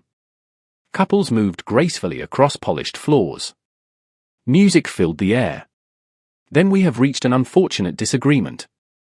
Lord Mercer seemed amused rather than discouraged. You are remarkably difficult to impress. So I am told. Good. His smile deepened. I prefer a challenge. The comment immediately irritated her. Not because it was offensive. Because it reduced her to a game. A pursuit. A curiosity. Before she could respond, another voice interrupted. Then perhaps you should take up chess. Silence fell around them. Rosalind froze. She knew that voice. Every nerve in her body recognized it instantly. Slowly she turned. Julian stood only a few feet away. Time seemed to stop. The ballroom blurred into the background. Music faded. Conversations disappeared. For one suspended moment, nothing existed except the man she had not seen since leaving London. He looked thinner. Tired perhaps. Yet no less imposing. His dark evening coat fit perfectly. His grey eyes remained fixed on Lord Mercer. Not Rosalind. Lord Mercer straightened. Your Grace. Julian offered a polite nod. Nothing more. Yet the temperature around them seemed to drop several degrees. I was speaking with my wife. The words landed with quiet precision. Not loud. Not dramatic. Simply undeniable. My wife. Rosalind felt her pulse stumble. Lord Mercer recovered quickly. Of course. Julian's expression never changed. Then I am certain you will forgive me for interrupting. Lord Mercer looked between them. Calculating. Assessing. Finally he bowed. Naturally. Moments later he disappeared into the crowd. Leaving silence behind. Rosalind stared at Julian. For several seconds neither spoke. Neither moved. The ballroom around them gradually resumed normal activity. Yet the world still felt strangely distant. You came. The words escaped before she could stop them. Julian looked at her carefully. Yes. Such a simple answer. Yet something inside it felt different. More honest than before. Rosalind glanced away first. The familiar awareness between them had not vanished. If anything, absence seemed to have intensified it. How did you know I would be here? Julian almost smiled. Lady Margaret. Rosalind laughed despite herself. Of course. She believes subtlety is overrated. She does. A brief silence followed. Not uncomfortable. Merely uncertain. Then Julian said quietly, I did not come to pressure you. Rosalind looked at him again. No. No. His gaze remained steady. I came because I heard Lord Mercer intended to attend. The answer startled her. What does that have to do with anything? For the first time, genuine irritation appeared in Julian's expression. Everything. Rosalind stared. Then suddenly understood. Not jealousy exactly. Protection. Concern. The realization warmed and frustrated her simultaneously. You crossed half of England because of a dance. No. Julian's voice softened. I crossed half of England because I worried about you. The honesty caught her off guard. Completely off guard. Before she could respond, the orchestra began another waltz. Couples moved toward the floor. Julian glanced briefly toward the musicians. Then back at her. I know I have no right to ask this. Rosalind's breath caught. Ask what? He extended his hand. Not commanding. Not assuming. Simply offering. Would you dance with me? Around them, the ballroom continued moving. Laughing. Spinning beneath chandeliers and candlelight. Yet suddenly Rosalind became aware of every eye turning toward them. Every whispered conversation. Every curious observer. And for the first time since leaving Ravenshire House, she did not know what answer she was going to give. Julian's hand remained extended between them. Around them, the ballroom continued its graceful rhythm. Couples moved across polished floors beneath golden chandeliers. Conversations rose and fell. Music filled the air. Yet Rosalind became aware of only one thing. The man waiting for her answer. 5 years ago she would have accepted immediately. 5 months ago she would have accepted hopefully. Tonight was different. Tonight she understood the cost of giving too much of herself away. No. The word emerged softly. Calmly. Firmly. Julian did not move. For the briefest moment disappointment flickered across his face. Then it vanished beneath composure. I understand. Rosalind looked away first. She had expected relief after refusing him. Instead she felt something far more complicated. Regret. Not because she wished she had accepted. Because she hated seeing pain in his eyes. The irony was not lost on her. For years she had carried pain he never noticed. Now she noticed his immediately. Good evening, Your Grace. She curtsied politely. Formal. Distant. Safe. Julian lowered his hand. Rosalind. The way he said her name almost stopped her. Almost. She turned before weakness could interfere. Lady Margaret intercepted her halfway across the ballroom.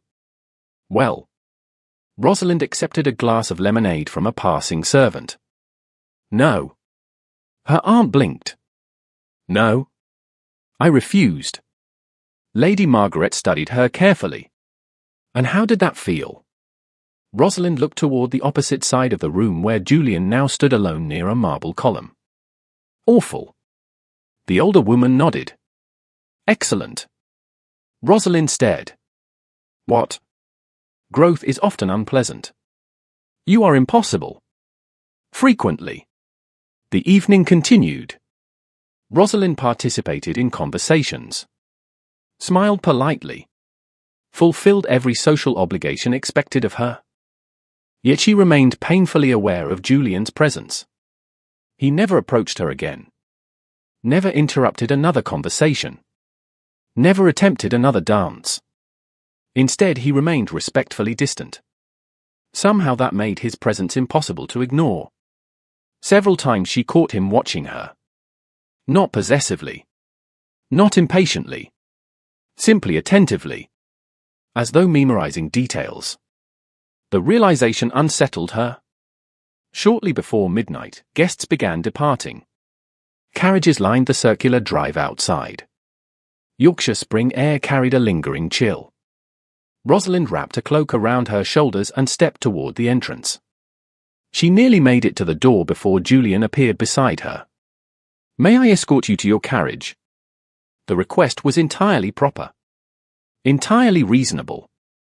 Refusing would create unnecessary attention. Yes.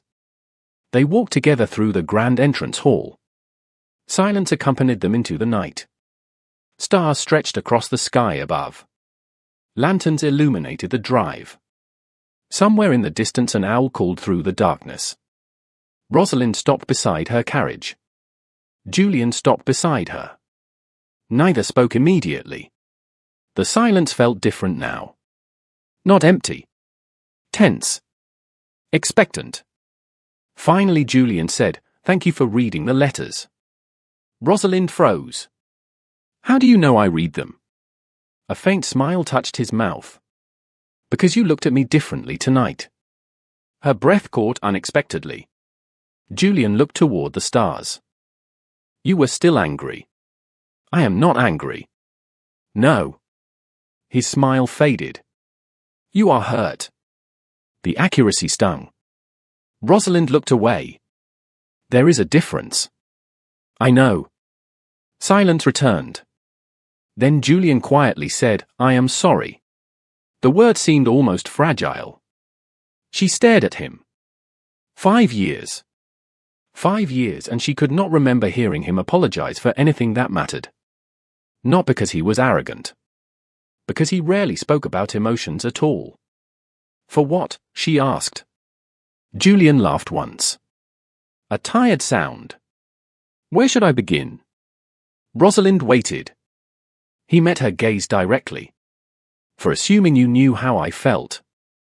"I did not." "I know that now." His expression tightened. "For every anniversary I treated like an ordinary day. For every dinner I missed. For every conversation I postponed." The sincerity in his voice made it difficult to breathe. "Julian." "No." He shook his head. "Please. Let me finish." Rosalind remained silent. He continued. "I spent years believing responsibility justified everything." His eyes moved briefly toward the horizon. "Every meeting. Every obligation. Every delay." A bitter smile appeared. "I convinced myself I was building a secure future for us." "You were." "Perhaps." He looked back at her. "But I forgot to actually live in it." The honesty left her defenseless. Because it matched truths she had never managed to explain. The future had always mattered more than the present. Duty had always mattered more than connection. Julian drew a slow breath. "I thought loving you was enough." Rosalind's heart stopped. The words hung between them. Simple. Devastating. Real. Julian did not look away. "I know now that love means very little if the other person never feels it." For one suspended moment, neither moved. Then Rosalind did the only thing she could. She stepped into the carriage. Not because she wanted to leave. Because staying felt dangerous. Julian understood immediately. Pain flashed across his expression. Yet he nodded. "Good night, Rosalind." She looked at him one final time before the door closed. "Good night." The carriage rolled away, leaving him standing beneath the lantern light. Alone. The image followed her all the way back to Hartwell Manor. Sleep proved impossible once again. By morning she found herself walking through the gardens shortly after sunrise. Dew glistened across fresh grass. Birds filled the air with song. Spring had finally arrived. Yet peace remained elusive. Julian's words repeated endlessly inside her thoughts. "I thought loving you was enough." The confession changed everything. And nothing. Because love alone could not erase 5 years. Several days passed. Julian remained in Yorkshire. Not at Hartwell Manor. Not even nearby. Instead he rented rooms at an inn nearly 20 miles away. The arrangement seemed deliberate. Respectful. Infuriating. Rosalind learned about it from Lady Margaret. "He refuses to leave." Her aunt sounded almost impressed. "That is unfortunate." "Is it?" Rosalind set down her teacup. "Yes." "Interesting." The older woman smiled. "Because he appears determined to make himself miserable." Rosalind ignored the comment. Unfortunately, Yorkshire society did not. News spread rapidly. Everyone knew the Duke of Ravenshire remained nearby. Everyone knew his wife had refused him publicly at the spring assembly. Curiosity exploded. Invitations increased. Conversations multiplied. Speculation flourished. 1 week later, another social gathering took place. Smaller than the assembly. More intimate.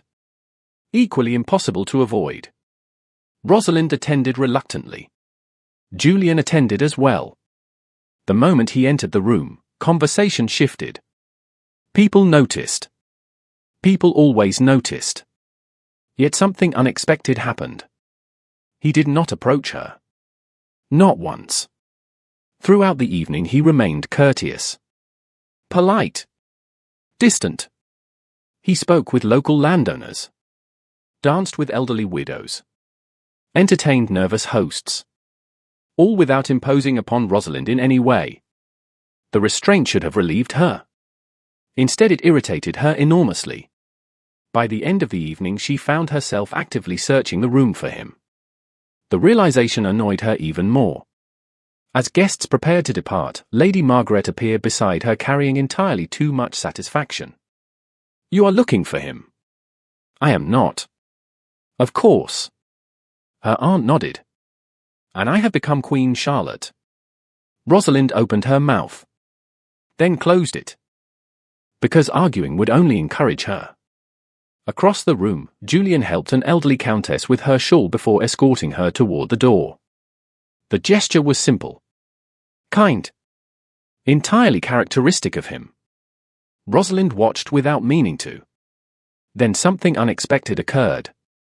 The countess reached up and patted Julian's cheek affectionately. "Do not give up, dear boy." The words carried clearly across the room. Several nearby guests smiled. Julian looked momentarily startled. Then laughed softly. "I am trying not to." Rosalind's breath caught. He sounded exhausted. Genuine. Human in a way she had rarely witnessed before. For years he had seemed untouchable. Unshakable. Now he appeared neither. The realization followed her home. Followed her through dinner. Followed her into the night. Long after everyone else slept, Rosalind sat beside her bedroom window staring into darkness. Somewhere beyond the hills, Julian remained awake as well. She knew it with surprising certainty. Two people separated by miles. By misunderstandings. By years of silence. Yet somehow closer than they had been in a very long time. The thought should have comforted her. Instead it raised a terrifying question. If Julian truly had changed, if the man pursuing her now was the man he might have been all along, then eventually she would have to decide whether protecting her heart mattered more than giving it one final chance. The revelation arrived on an ordinary afternoon. No dramatic storm announced it. No messenger arrived breathless with urgent news. Instead it came wrapped inside a simple conversation and changed everything Rosalind thought she understood. Spring sunlight poured through the windows of Hartwell Manor. The gardens outside had transformed completely. Roses climbed stone walls. Fresh green covered the hills beyond the estate. The world seemed determined to begin again. Rosalind spent the morning helping organize supplies for the village school. By midday she returned to the manor pleasantly tired. She expected tea. Quiet. Perhaps a book. Instead she found Lord Ashford waiting in the drawing room. Her father rose immediately when she entered. "Rosalind." Surprise crossed her face. "Father." He embraced her warmly. Yet something about his expression seemed unusual. Serious. Thoughtful. As though he carried information he was uncertain how to deliver. Lady Margaret noticed it too. "What has happened?" she asked. Lord Ashford glanced between them. "I had a conversation with the Duke." Rosalind froze. Lady Margaret leaned back in her chair. Interested immediately. That sounds promising. It was enlightening. Her father sat down slowly. "There are things neither of you know." Rosalind felt unease stir inside her. "What things?" Lord Ashford looked directly at her. "How much do you know about what happened after my shipping company nearly collapsed 6 years ago?" Confusion replaced unease. "Very little." "Exactly. He folded his hands. Because almost nobody knows the truth. The room grew quiet. Rosalind remembered the crisis vaguely. Several bad investments. Political disruptions affecting trade routes. Months of uncertainty. Her father had eventually recovered. The family fortune survived. The matter faded into memory. Lord Ashford drew a slow breath. We did not recover by ourselves. Rosalind frowned. What do you mean? Her father hesitated. Then said quietly, Julian saved us. Silence followed. Complete silence. Rosalind stared. Certain she had misunderstood. What? 6 years ago. Lord Ashford looked toward the window. Before the wedding. Before your engagement. He paused. My business was days away from failure. Rosalind sat down slowly. The world seemed to tilt slightly beneath her feet. You never told me that. I could not. His expression tightened. Because the Duke required absolute discretion. The words settled heavily. Rosalind struggled to process them. Required. Lord Ashford nodded. He purchased several debt obligations through intermediaries. Quietly. Legally. Efficiently. Why? The question escaped immediately. Why would Julian do such a thing before they were even engaged? Her father laughed softly. There was sadness in the sound. At the time, I asked him the same question. Another silence followed. Then Lord Ashford met her gaze directly. Do you know what he said? Rosalind could not speak. He said your family should not suffer because of circumstances beyond its control. The room blurred briefly. Rosalind looked away. That cannot be the only reason. No. Her father smiled faintly. It was not. Lady Margaret remained suspiciously silent. Which meant she probably knew something already. Rosalind was beginning to find this habit deeply irritating. Lord Ashford continued. The Duke never sought repayment. Never requested acknowledgement. Never mentioned it again. Rosalind's thoughts raced. 6 years ago. Before their engagement. Before their marriage. Julian had protected her family without telling her. Without expecting credit. Without seeking advantage. The realization felt impossible. Yet her father had no reason to lie. Why am I hearing this now? She whispered. Lord Ashford's expression softened. Because he asked me not to tell you. Rosalind stared. Then why are you telling me?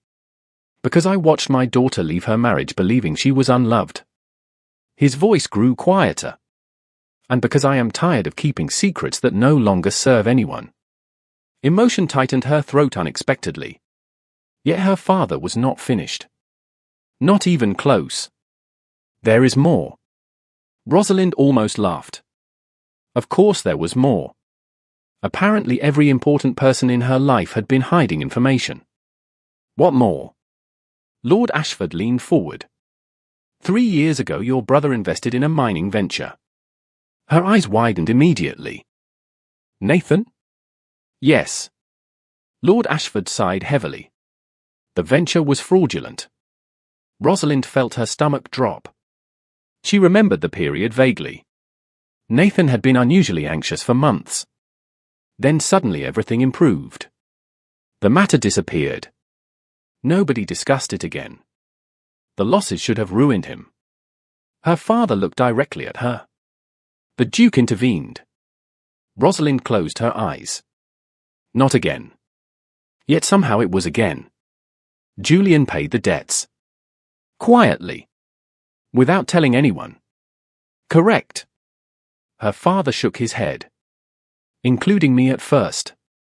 The room felt too small. Too warm. Too full of revelations. Rosalind stood and crossed toward the window. Outside, sunlight illuminated the gardens. Children laughed somewhere in the distance. Ordinary sounds. Ordinary life. Yet nothing felt ordinary anymore. How many times, The question echoed through her thoughts. How many times had Julian quietly protected people she loved? How many burdens had he carried alone? How many sacrifices had remained invisible because he never spoke of them? Lady Margaret finally joined the conversation. There is one more thing. Rosalind turned slowly. You knew all this. Some. Her aunt looked entirely unapologetic. Enough. Rosalind laughed despite herself. The sound bordered on disbelief. Naturally. Lady Margaret rose and crossed toward a small cabinet. She removed a folder. This arrived several weeks ago. Rosalind frowned. What is it? Documentation. Her aunt handed it over. I suspected you would eventually need to see it. Rosalind opened the folder. Financial records filled the pages. Correspondence. Agreements. Legal documents. Most meant little to her. One section did. Her name appeared repeatedly. So did Julian's. She looked up. I do not understand. Lord Ashford answered quietly. After your marriage, several gentlemen attempted to pursue you socially. Rosalind blinked. What? Nothing scandalous. Her father smiled faintly. You were a duchess. Beautiful. Intelligent.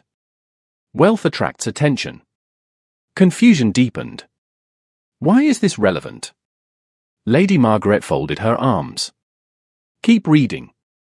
Rosalind obeyed. Several letters appeared. Requests. Invitations. Business arrangements. Political proposals. Then realization struck. Every document involved situations where someone attempted to exploit her position.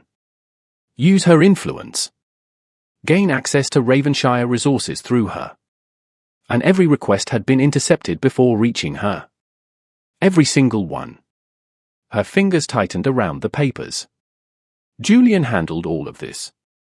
For years, her father confirmed. Without mentioning it. Rosalind sank back into her chair. Emotion pressed heavily against her chest. Not because the protection itself surprised her. Julian had always been protective. What shocked her was the scale. The consistency. The quiet devotion hidden beneath every action. He had guarded her reputation. Her family. Her future. Constantly. Tirelessly. Invisibly. And never once asked for gratitude. Tears threatened unexpectedly. Rosalind looked down at the documents. Why? She whispered. Lord Ashford smiled sadly. Because he loved you. The answer landed harder than everything else combined. Not because it was new. She already knew Julian loved her. The letters proved that. No. What shattered her was understanding the shape of that love. Julian did not express affection through words. He expressed it through responsibility. Through protection. Through sacrifice. Through solving problems before they reached her. It was flawed. Deeply flawed. Yet it was real. Painfully real.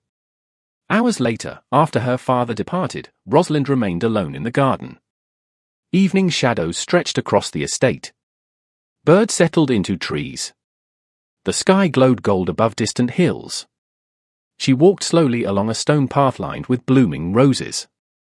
Every revelation replayed endlessly inside her thoughts. The family business. Nathan's debts. The countless quiet interventions. Years of unseen protection. A voice interrupted her reflections. You look as though someone informed you the moon is made of cheese. Rosalind turned. Clara stood nearby holding a basket of flowers. She had arrived earlier that afternoon and apparently remained for dinner.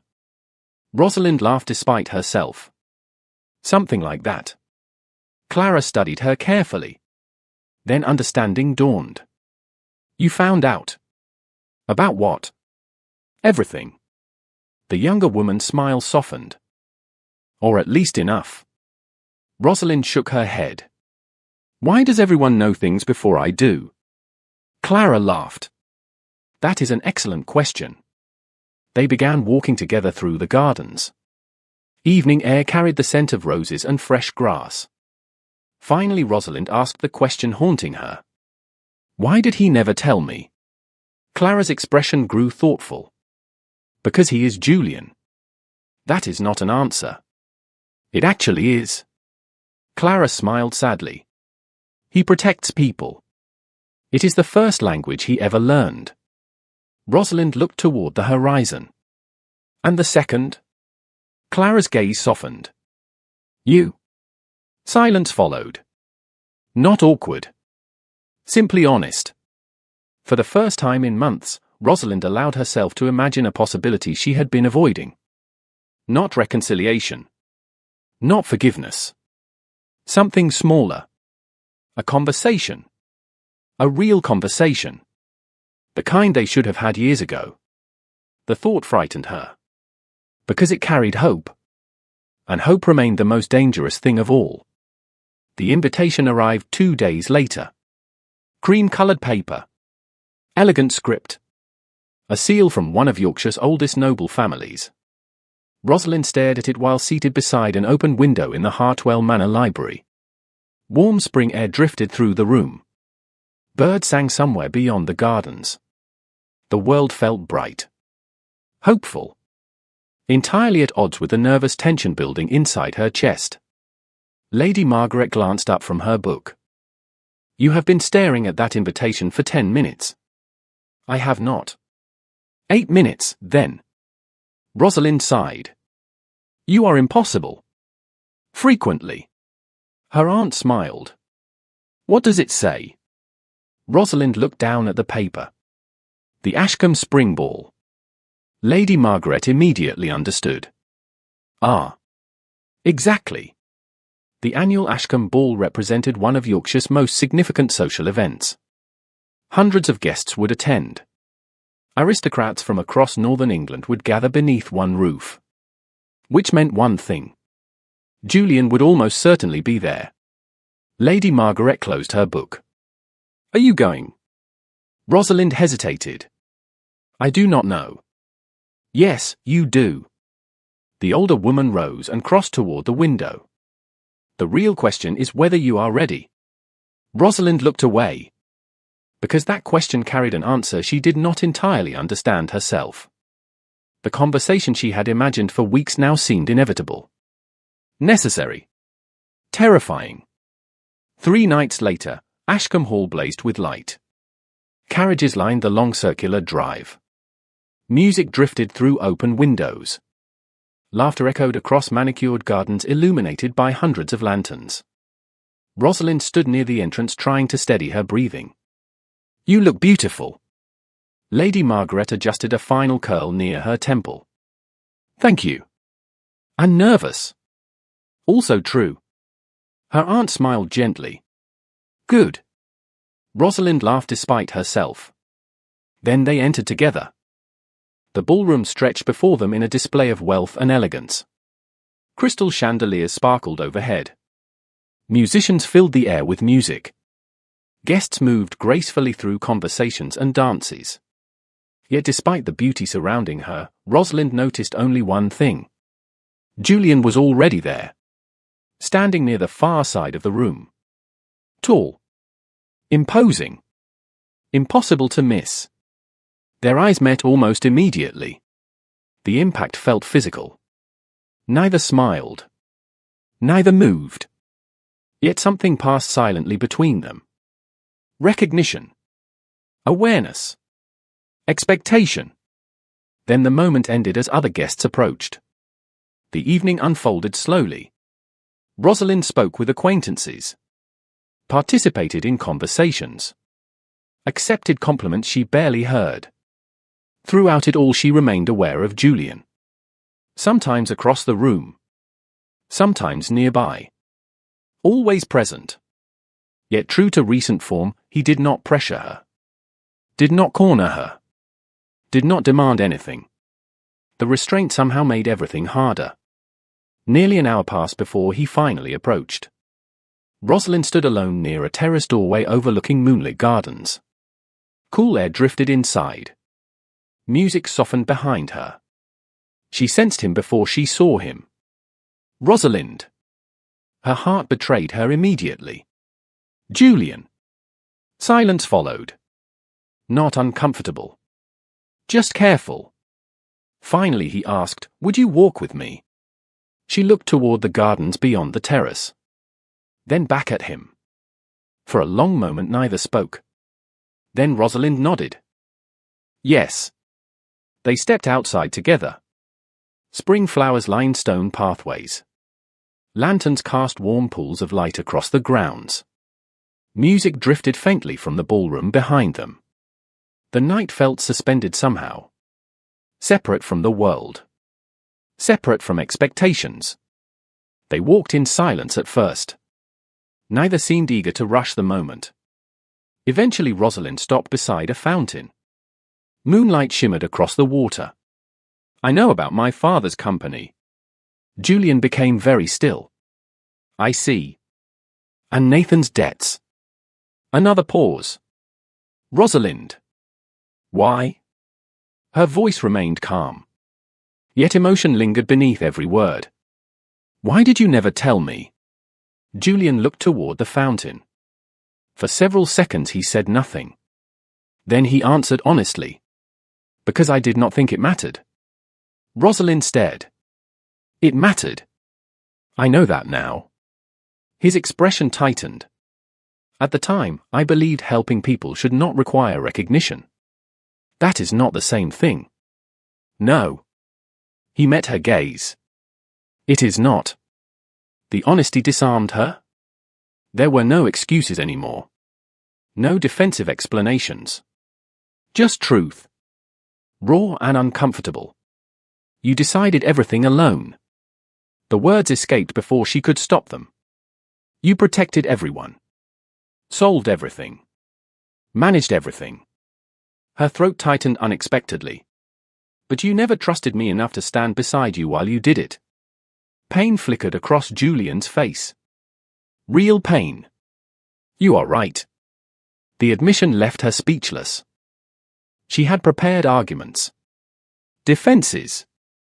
Counterpoints. She had not prepared for agreement. Julian drew a slow breath. "I thought I was helping." "You were."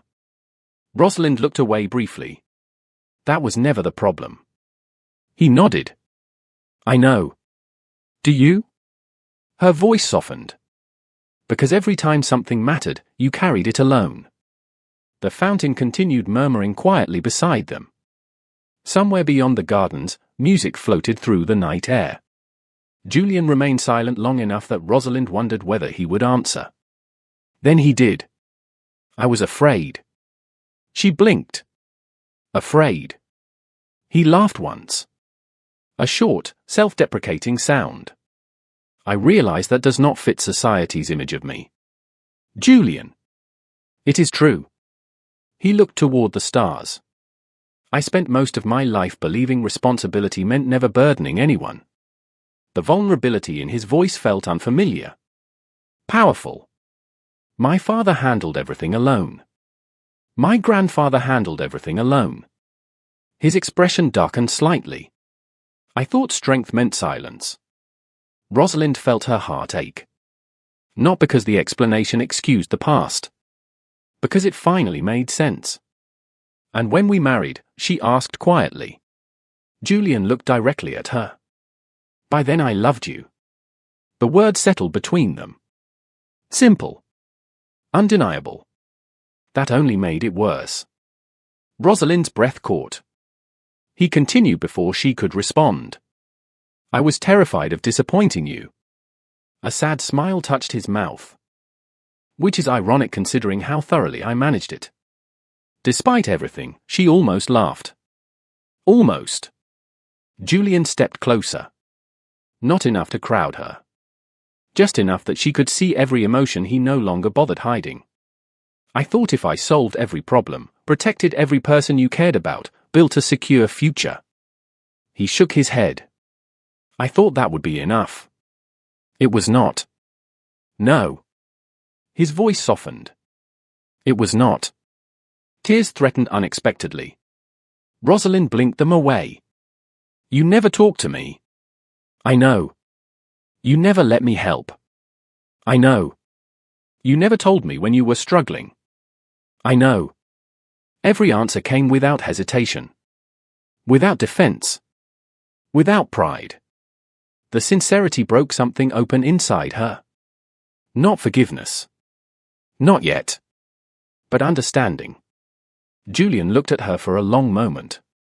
Then quietly said, "There is one thing I need you to know." Rosalind waited. His grey eyes never left hers. "When you left, I thought the worst part would be losing you." His voice grew rougher. More human. "I was wrong." Her heart pounded. What was the worst part?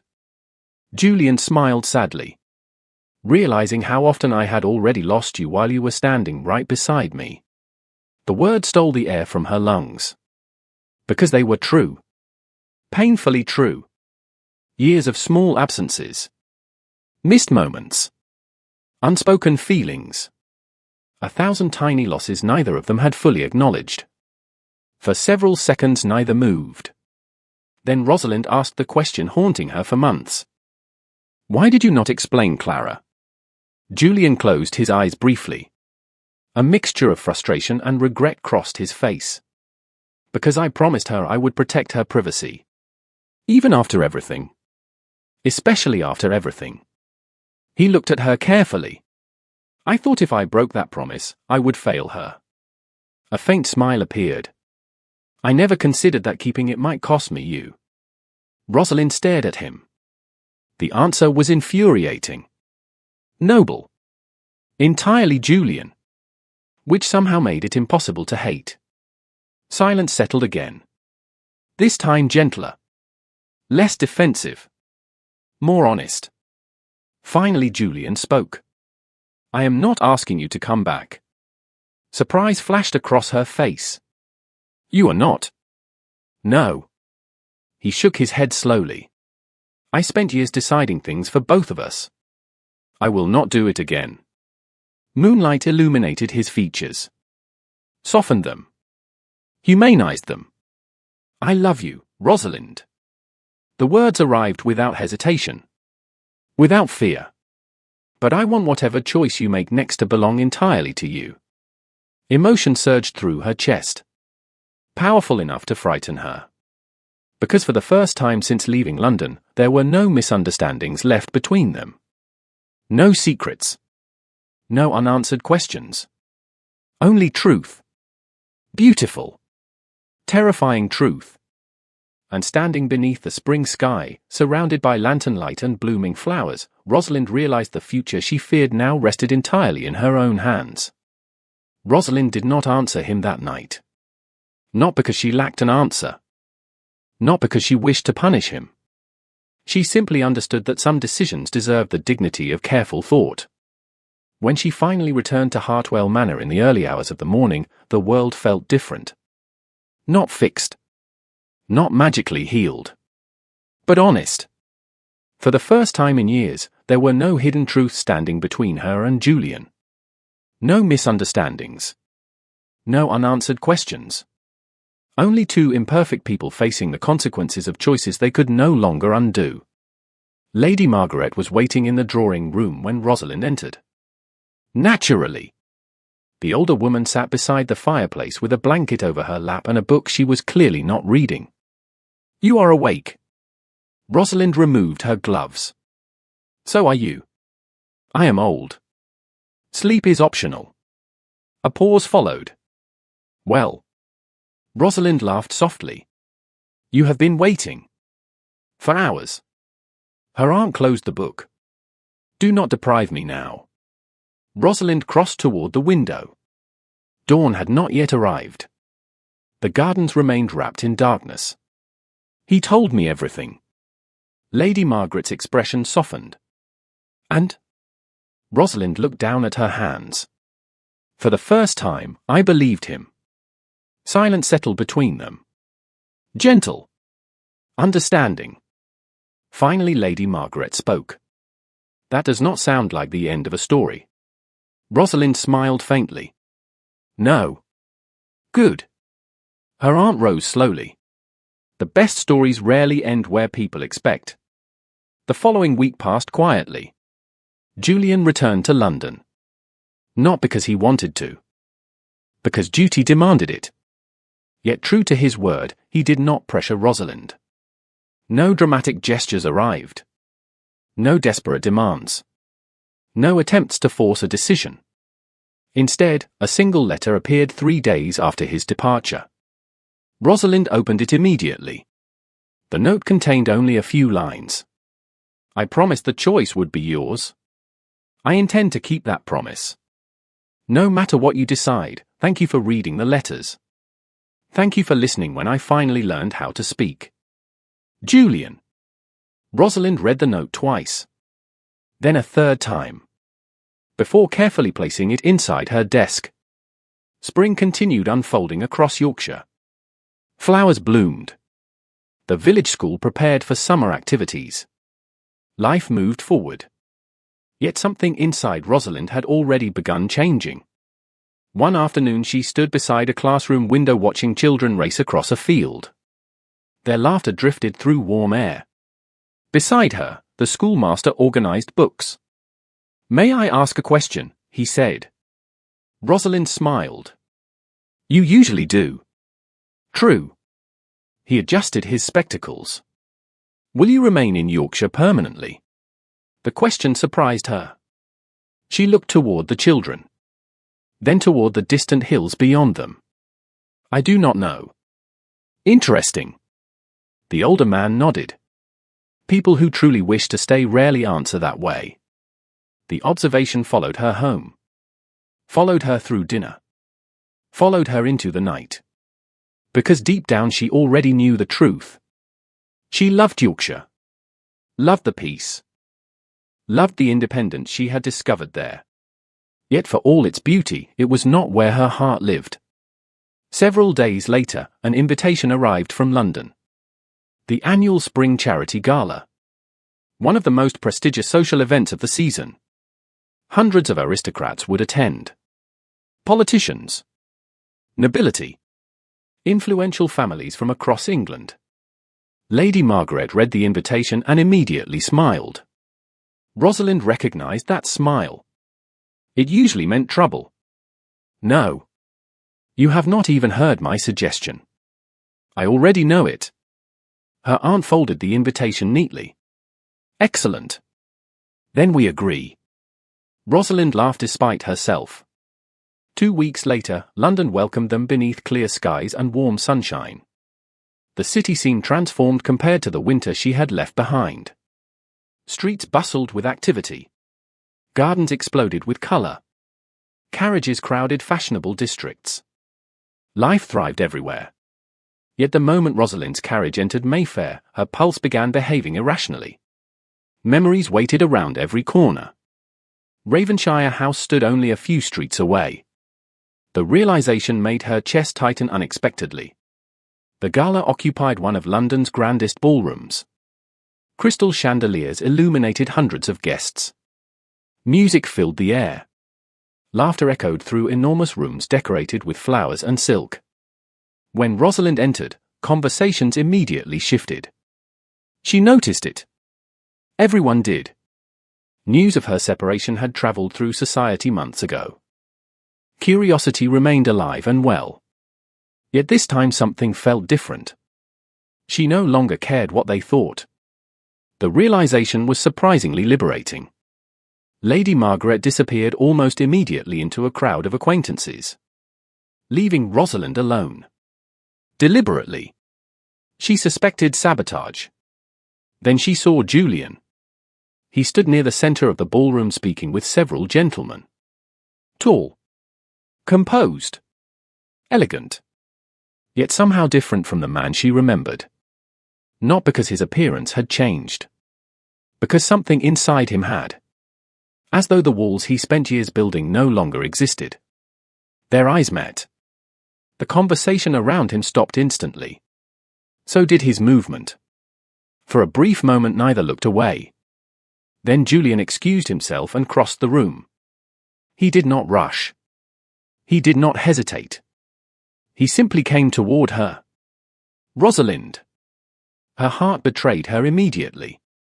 Julian. He smiled softly. Welcome back to London. Such a simple statement. Yet warmth filled every word. Thank you. Silence followed. Comfortable this time. Familiar. Then Julian surprised her completely. You look happy. Rosalind blinked. That is your observation? Yes. His smile deepened slightly. You do. Emotion tightened unexpectedly in her chest. Because years ago he might have commented on her gown. Her appearance. Something superficial. Now he noticed happiness. Growth looked good on him. The evening progressed. They spoke. Really spoke. Not about politics. Not about obligations. About life. About Yorkshire. About the school. About books. About hopes neither had ever voiced before. The conversations felt effortless. Natural. As though they were finally meeting properly after years of standing beside each other. Several guests noticed. More than several.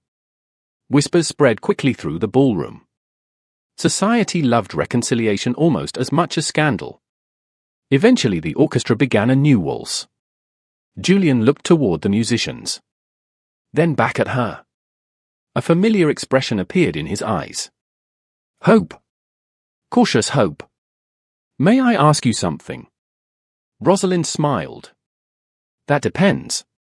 Fair. He laughed softly. Then offered his hand. Would you dance with me? The memory of Yorkshire flashed through her mind instantly. The assembly. His outstretched hand. Her refusal. How far they had travelled since then. Rosalind looked at the hand extended toward her.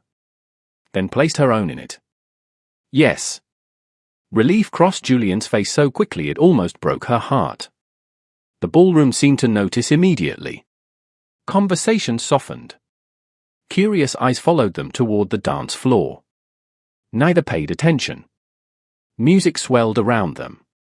Julian's hand settled gently at her waist. Rosalind rested hers against his shoulder. Then they moved together. The dance felt strangely symbolic. Familiar and new at the same time. For years they had moved through marriage without truly understanding each other. Now every step seemed easier. More honest. Halfway through the waltz, Julian spoke quietly. I still do not know what you have decided. Rosalind looked up at him. No. No. His expression remained calm. Yet nervousness lingered beneath it. And I promised not to ask. She smiled. You have been remarkably patient. It has been terrible. The honesty made her laugh. Several nearby couples glanced toward them. Julian looked pleased by the sound. I missed that. Her smile faded into something softer. I know. The music continued. Around them, London society watched with increasing fascination. The Duke and Duchess of Ravenshire dancing together after months apart had become the evening's primary entertainment. Yet neither seemed aware of the audience. Julian's focus remained entirely on her. As though she were the only person in the room. When the dance ended, applause drifted through the ballroom. Some for the musicians. Some for them. Rosalind suspected society enjoyed happy endings. Julian escorted her toward the center of the floor. Then unexpectedly stopped. Confusion crossed her face. Julian? He took a slow breath. Around them, conversations gradually quieted. Nearby guests sensed something important approaching. The ballroom grew noticeably still. Julian looked directly into her eyes. There is one final thing I need to say. Rosalind's pulse quickened. What is it? He smiled. Nervous for perhaps the first time in his adult life. Then, before she could stop him, Julian Ravenshire lowered himself onto one knee in the middle of the ballroom. Gasps echoed everywhere. Fans froze mid-air. Conversations vanished entirely. Shock swept through the crowd. The Duke of Ravenshire, one of the most powerful men in England, kneeling publicly before his wife. Rosalind stared, completely stunned. Julian looked up at her. Unashamed. Unwavering. I spent years assuming your love would wait for me. His voice carried clearly through the silent ballroom. I spent years acting as though being your husband was enough. Emotion tightened his expression. It was not. Tears burned unexpectedly behind Rosalind's eyes. Around them, hundreds of people watched. Yet Julian seemed to see only her. So I am asking properly this time. His smile trembled slightly. If I must court my own wife again, I will do it for the rest of my life. A ripple moved through the crowd. More than one guest discreetly wiped away tears. Julian continued. But before I do that, there is something I need to know. Rosalind could barely breathe. What? His gaze never left hers. Will you choose me again? Silence followed. Beautiful. Fragile silence. The kind that changes lives. Rosalind looked at the man before her. The man who had hurt her. The man who had protected her. The man who had loved her badly before learning how to love her well. Perfection had never been the answer. Growth was. Truth was. Choice was. Slowly, tears finally escaping despite her efforts, Rosalind smiled. Yes. The word echoed through the ballroom. Julian closed his eyes briefly. Relief transformed his entire face. Laughter and applause erupted around them. Someone cheered. Someone else cried openly. Society would undoubtedly discuss this moment for years. Rosalind did not care. Julian rose to his feet. For a second neither moved. Then she stepped forward and wrapped her arms around him. He held her carefully. As though she were precious. As though he understood exactly how close he had come to losing her. The applause continued. Yet the world seemed wonderfully distant. Later that evening, long after congratulations ended and guests departed, Julian and Rosalind stood together outside Ravenshire House. Home. Not because the building had changed. Because they had. The front door opened. Warm light spilled across the steps. Julian glanced toward her. Ready. Rosalind looked at the house. Then at him. For the first time in years, she felt no uncertainty. No loneliness. No fear of being unseen. Yes.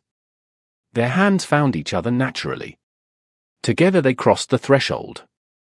Not beginning where they left off. Beginning again. This time with honesty. This time with partnership. This time with love spoken aloud. And as the doors closed behind them, the future no longer felt like something they were waiting for. It felt like something they would finally build together.